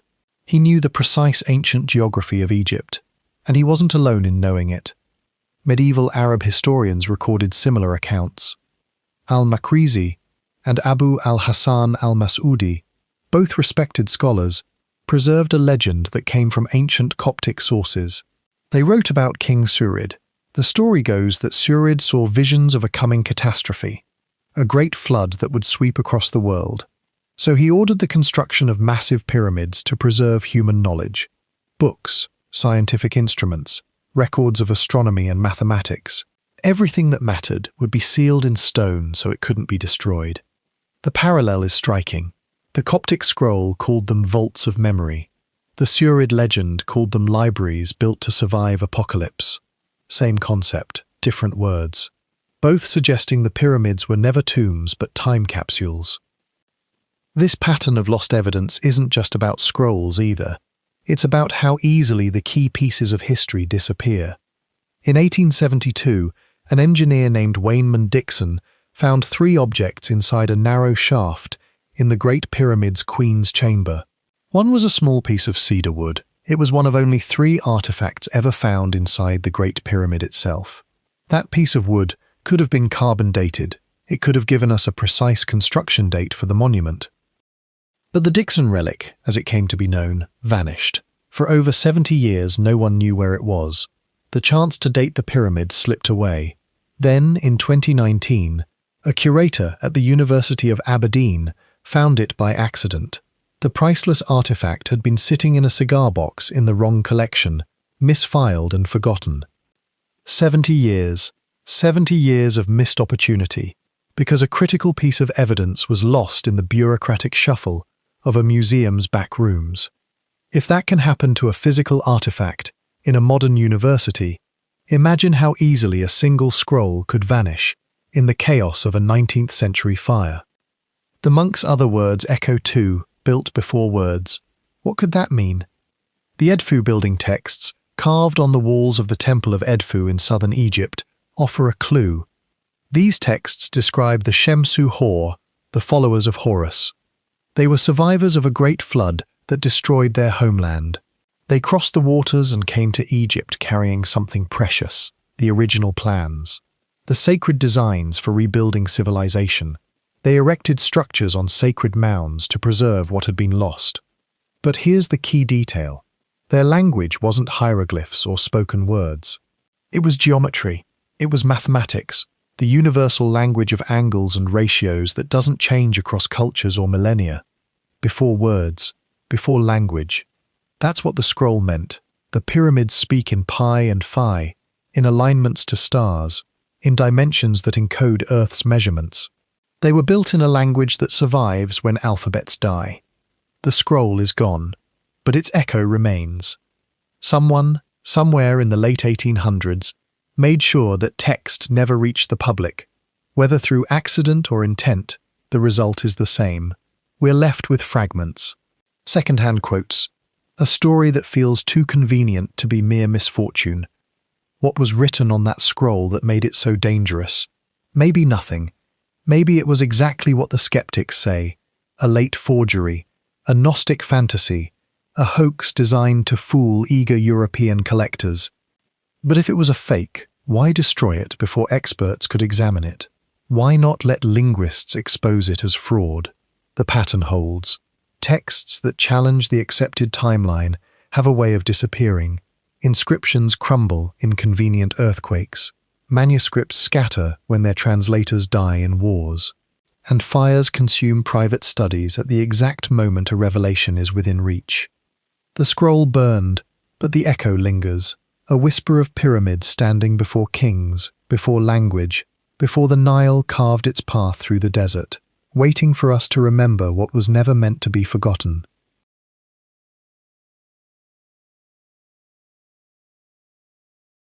Tonight we're chasing something that refuses to die, a story so persistent it survived 24 centuries of skeptics, scholars, and silence. The legend of Atlantis, a civilization that supposedly drowned in a single night, taking with it knowledge we've spent millennia trying to piece back together. But what if Atlantis isn't just a story? What if the monuments at Giza are exactly what they look like, the last will and testament of a people who saw the end coming and built something that could outlive the flood? Let the desert wind settle around you. We're not here to prove Atlantis existed. We're here to follow the evidence wherever it leads, even if it leads us to a conclusion that shatters the comfortable timeline we've been taught. The trail starts with an old Greek philosopher sitting in Athens around 360 BC, writing a dialogue that would haunt human imagination forever. Plato wasn't writing fiction, at least he didn't think he was. In his accounts, passed down through his ancestor Solon, who heard it from Egyptian priests, he described a maritime empire that flourished 9,000 years before his own time. Do the math. That puts Atlantis at 9600 BC. A coastal civilization, technologically advanced, with engineers who understood hydraulics, astronomers who tracked celestial cycles, architects who built in stone meant to last. And then, according to Plato, the gods got angry. Or the earth did. In a single day and night, he's specific about the timing. Earthquakes tore the island apart and the ocean swallowed it whole. No gradual decline, no slow fade into irrelevance. For 2,000 years, people have dismissed this as allegory.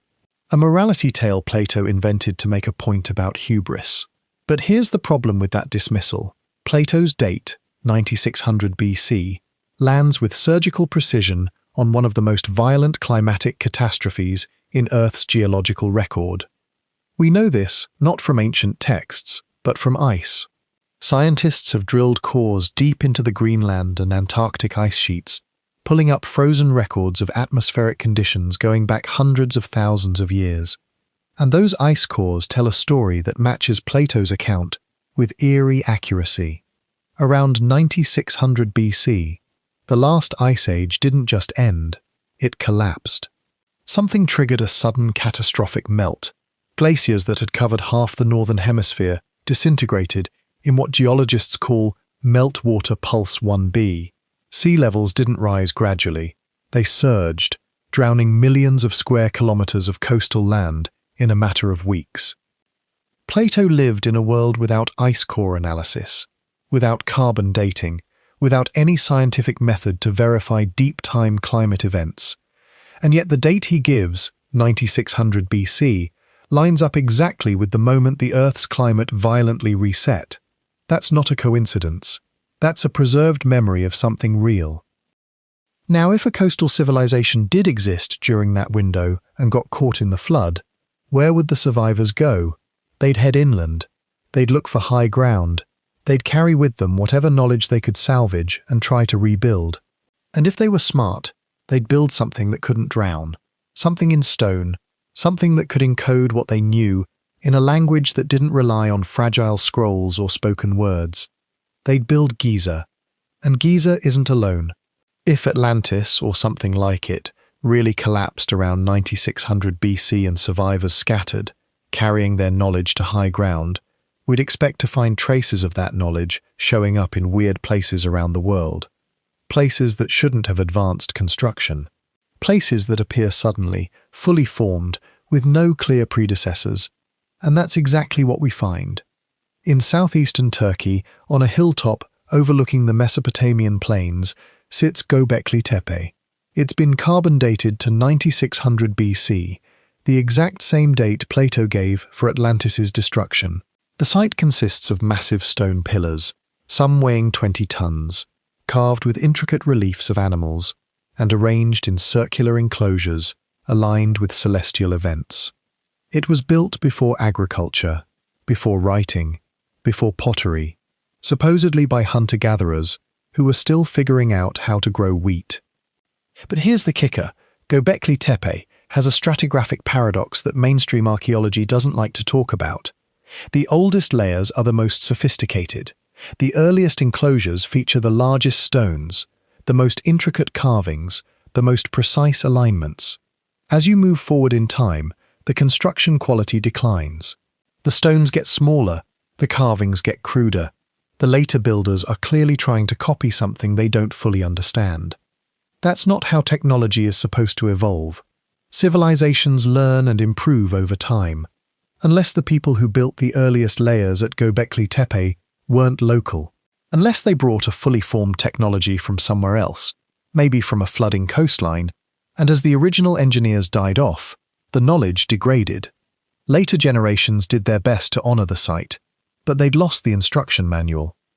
Göbekli Tepe isn't an origin point, it's a refuge. The same pattern shows up across the globe. In Japan, submerged stone terraces off the coast of Yonaguni display right angles and stairways that don't occur in nature. They likely predate the post-Ice Age sea level rise, meaning they were built when that land was still above water, possibly 10,000 years ago. In Bolivia, at Pumapunku, stone blocks are cut with tolerances that look like they came out of a modern machine shop. No Bronze Age chisel explains that. In Lebanon, the foundation stones of Baalbek, some weighing 800 tons, are fitted together with a precision that would challenge a modern crane operator. These aren't separate mysteries. They're data points in a pattern, a global signature of construction knowledge that appears suddenly, flourishes briefly, then fades. As if someone who knew how to build in stone showed up, taught a few things, and then vanished, or died out, before the knowledge could fully take root. And then there's the testimony from Egypt itself, not from foreign explorers or modern researchers, but from the Egyptians' own sacred texts. Carved into the walls of the Temple of Edfu in southern Egypt is a collection of inscriptions known as the Edfu building texts. They're not mythological fluff. They're an architectural origin story describing the founding of Egypt's first temples.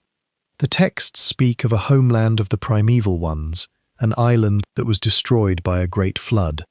The survivors, called the Seven Sages, or the Shemsu Hor, sailed to Egypt carrying the knowledge of the lost world. Their mission was to re-establish what had been destroyed by building primeval mounds, artificial hills that would serve as foundations for sacred sites. The texts describe these mounds as preserving the knowledge and power of the drowned civilization. This isn't a Greek legend filtered through Plato. This is Egyptian priests, writing in their own language, on their own temple walls, saying the same thing. Their sacred architecture came from refugees of a flood. They built on top of something older. They were inheritors, not inventors. The word pyramid in Egyptian is mer. It can mean place of ascension, but the older root may simply mean mound. The Edfu texts suggest the pyramids weren't just tombs, they were reconstructions, monuments built to replicate the sacred mounds of a lost homeland, encoding its knowledge in geometry so it couldn't be lost again. That's what the Egyptians themselves said. The legend of Atlantis has survived 24 centuries because it carries a kernel of truth that refuses to die. Not the Atlantis of fantasy novels with crystal power sources and flying ships, but a real human civilization that understood the earth and the sky in ways we're only now rediscovering. A people who saw the flood coming, whether through astronomy, through climate observation, or through sheer bad luck, and decided to build something that could outlast the water, not to glorify themselves, not to claim immortality, but to leave a message for whoever came next. A message written in stone, in mathematics, in alignments that point to the stars. A message that says, "We were here, we knew things, don't forget." The Egyptian priests who spoke to Solon 2,500 years ago told him something haunting. They said the Greeks were like children because they had no memory of the deep past, that floods and fires periodically wipe the slate clean, and humanity has to start over, again and again, forgetting what came before. Giza is the answer to that forgetting. It's a monument designed not for memory, but against forgetting. A shape so enduring, so precise, that even if every text burns and every language dies, someone in the future, maybe us, will measure it, decode it, and realize there was a world before, and it left us a map. The shape that memory forgot isn't a shape at all. It's a message, and we're only just beginning to read it.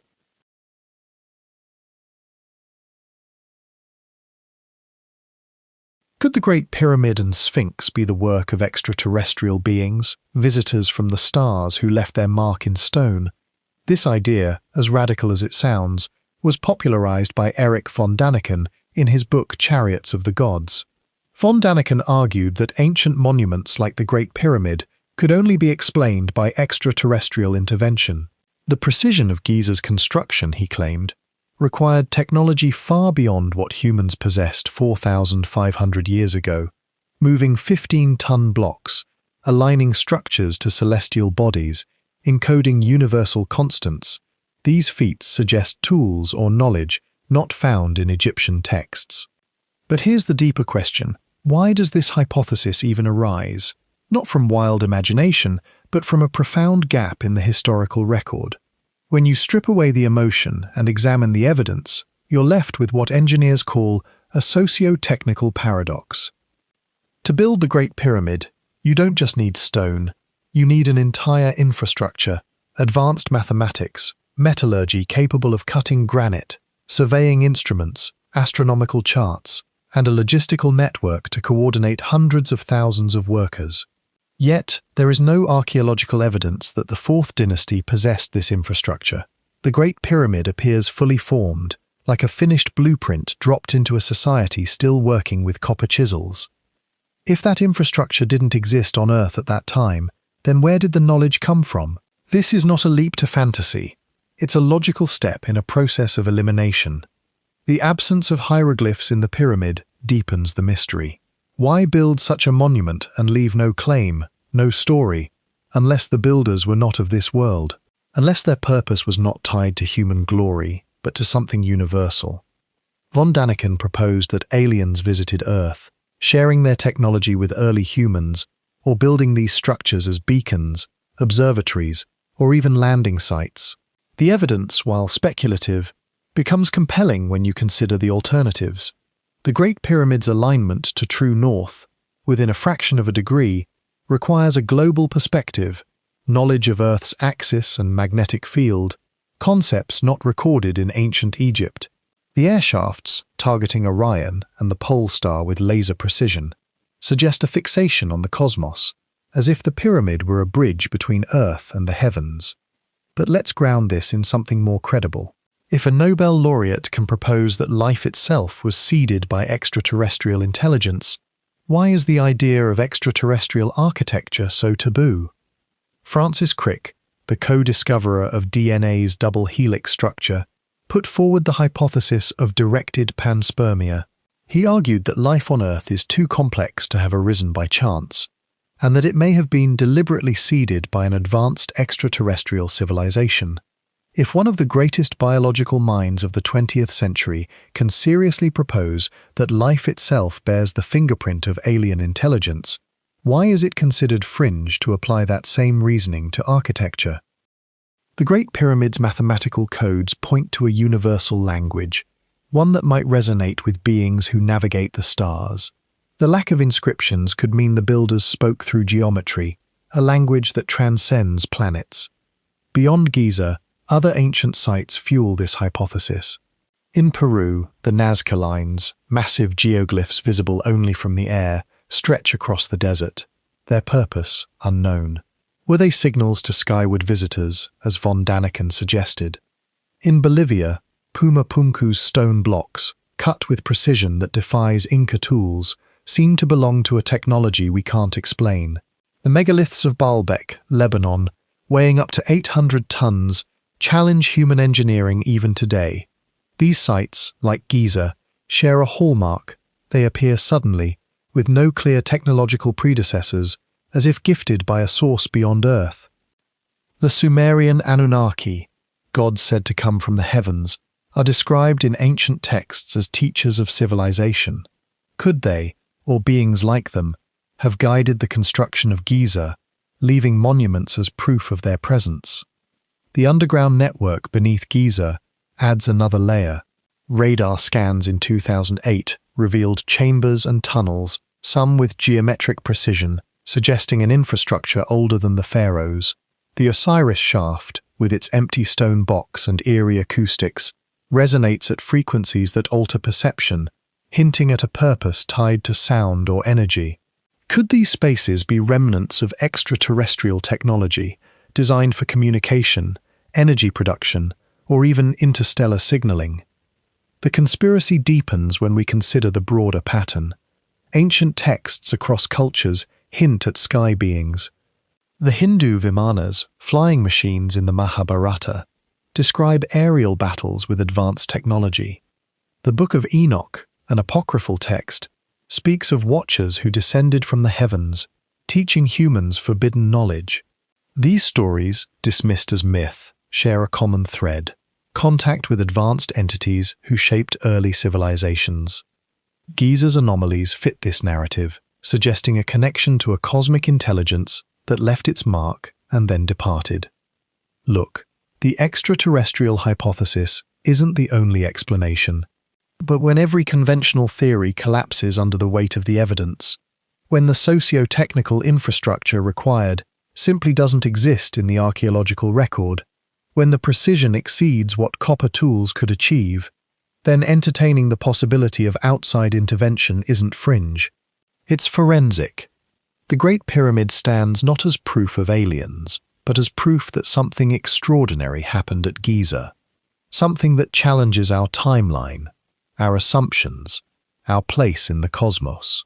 Whether that something came from a lost human civilization, from survivors of a global catastrophe, or from visitors beyond our world, the monument itself remains, silent, precise, waiting. And the question it poses is simple: if we didn't build it, who did?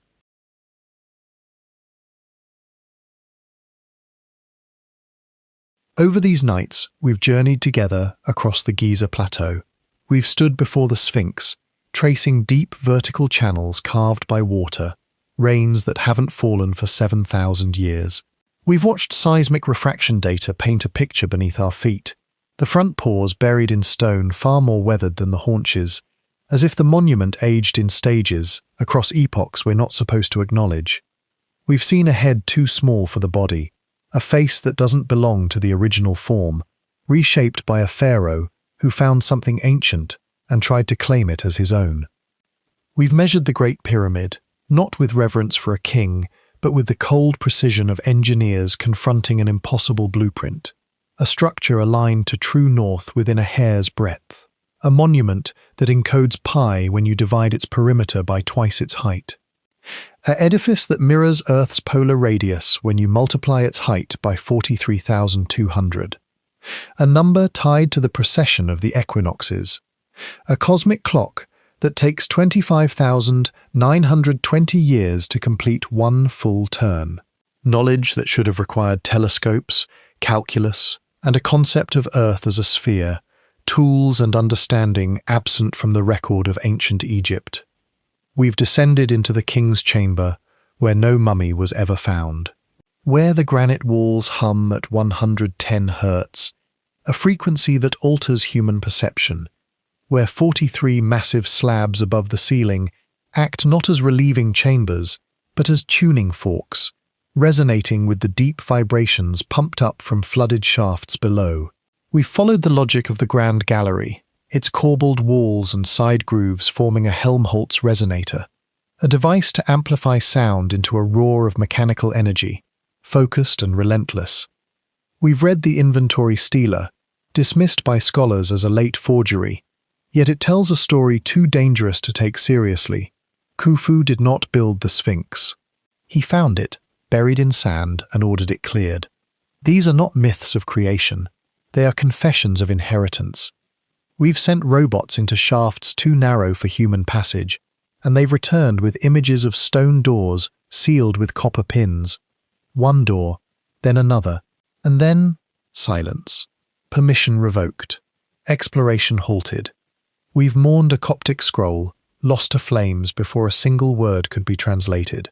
A text that spoke of 3 great beacons of stone, built before language, before the Nile knew its modern course.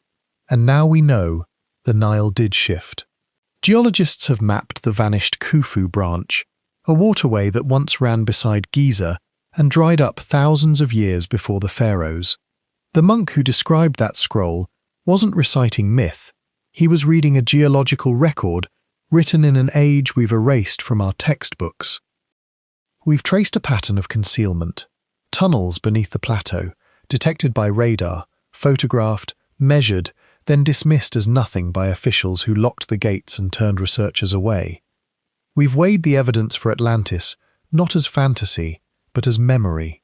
Plato's date, 9600 BC, lands exactly on the Younger Dryas boundary, when ice cores from Greenland show the climate convulsing, seas rising in a surge that drowned coastlines across the globe.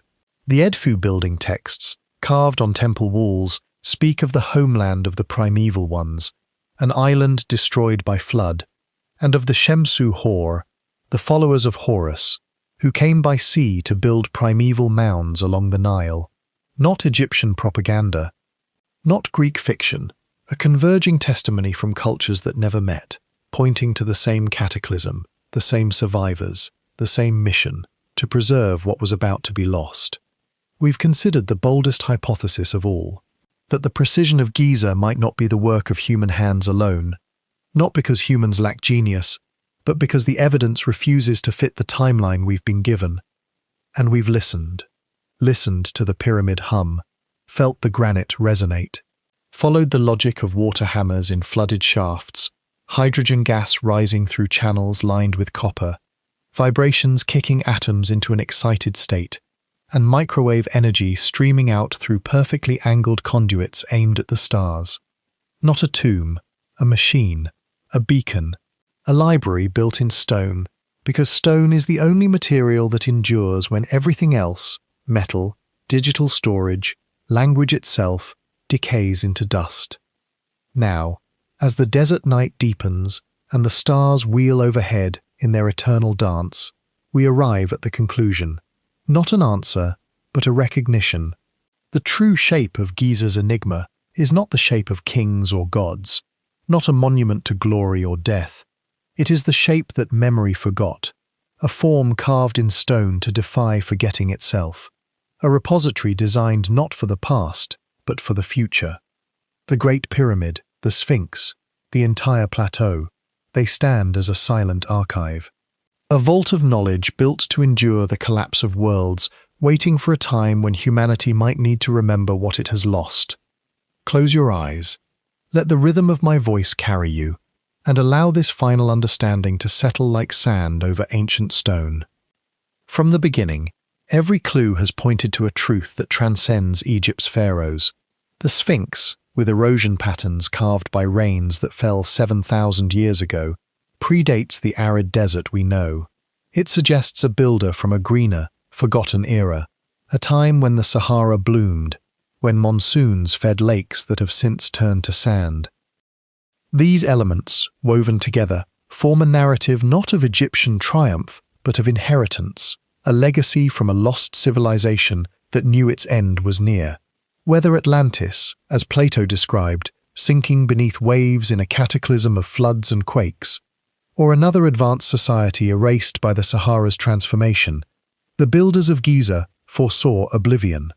They didn't inscribe their names or stories in hieroglyphs, knowing languages fade and cultures crumble.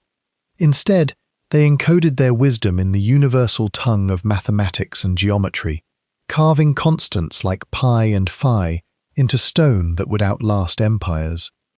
Imagine a world on the brink of collapse, rains failing, seas rising, societies fracturing under the weight of change. The builders, masters of astronomy and engineering, construct a monument to survive the storm, not to glorify themselves, but to anchor knowledge for those who come after. They align it to the stars, knowing Orion's belt would return in its cycle, a celestial clock ticking through millennia. They tune its chambers to resonate, perhaps to preserve information in vibrations, or to guide future seekers through altered states of awareness. The Sphinx, half lion, half god, gazes at the equinox sunrise, marking the renewal of time.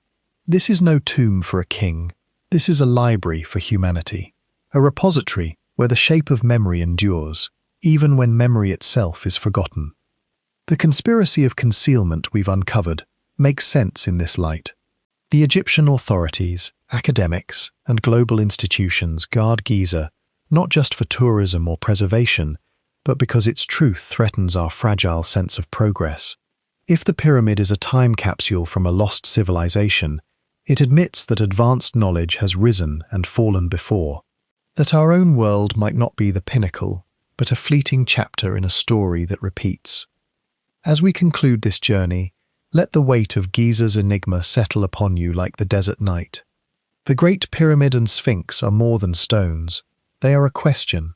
They ask us to look beyond the stories we've been told, to measure the truths hidden in plain sight. Whether built by a lost human civilization, guided by extraterrestrials, or born of Atlantis's final breath, Giza stands as a repository for what matters most, the knowledge that binds us to the cosmos, the constants that remain when all else fades. The pyramid does not speak, it waits, and in its waiting, it teaches us the most profound lesson of all, that the past is not behind us, it is beneath us, encoded in geometry we walk over every day, whispering through frequencies we've only begun to hear. The shape that memory forgot is the shape we must remember, because the next collapse is not a question of if, but when, and when it comes, Giza will still be standing, silent, patient, ready to teach us, once again, how to begin.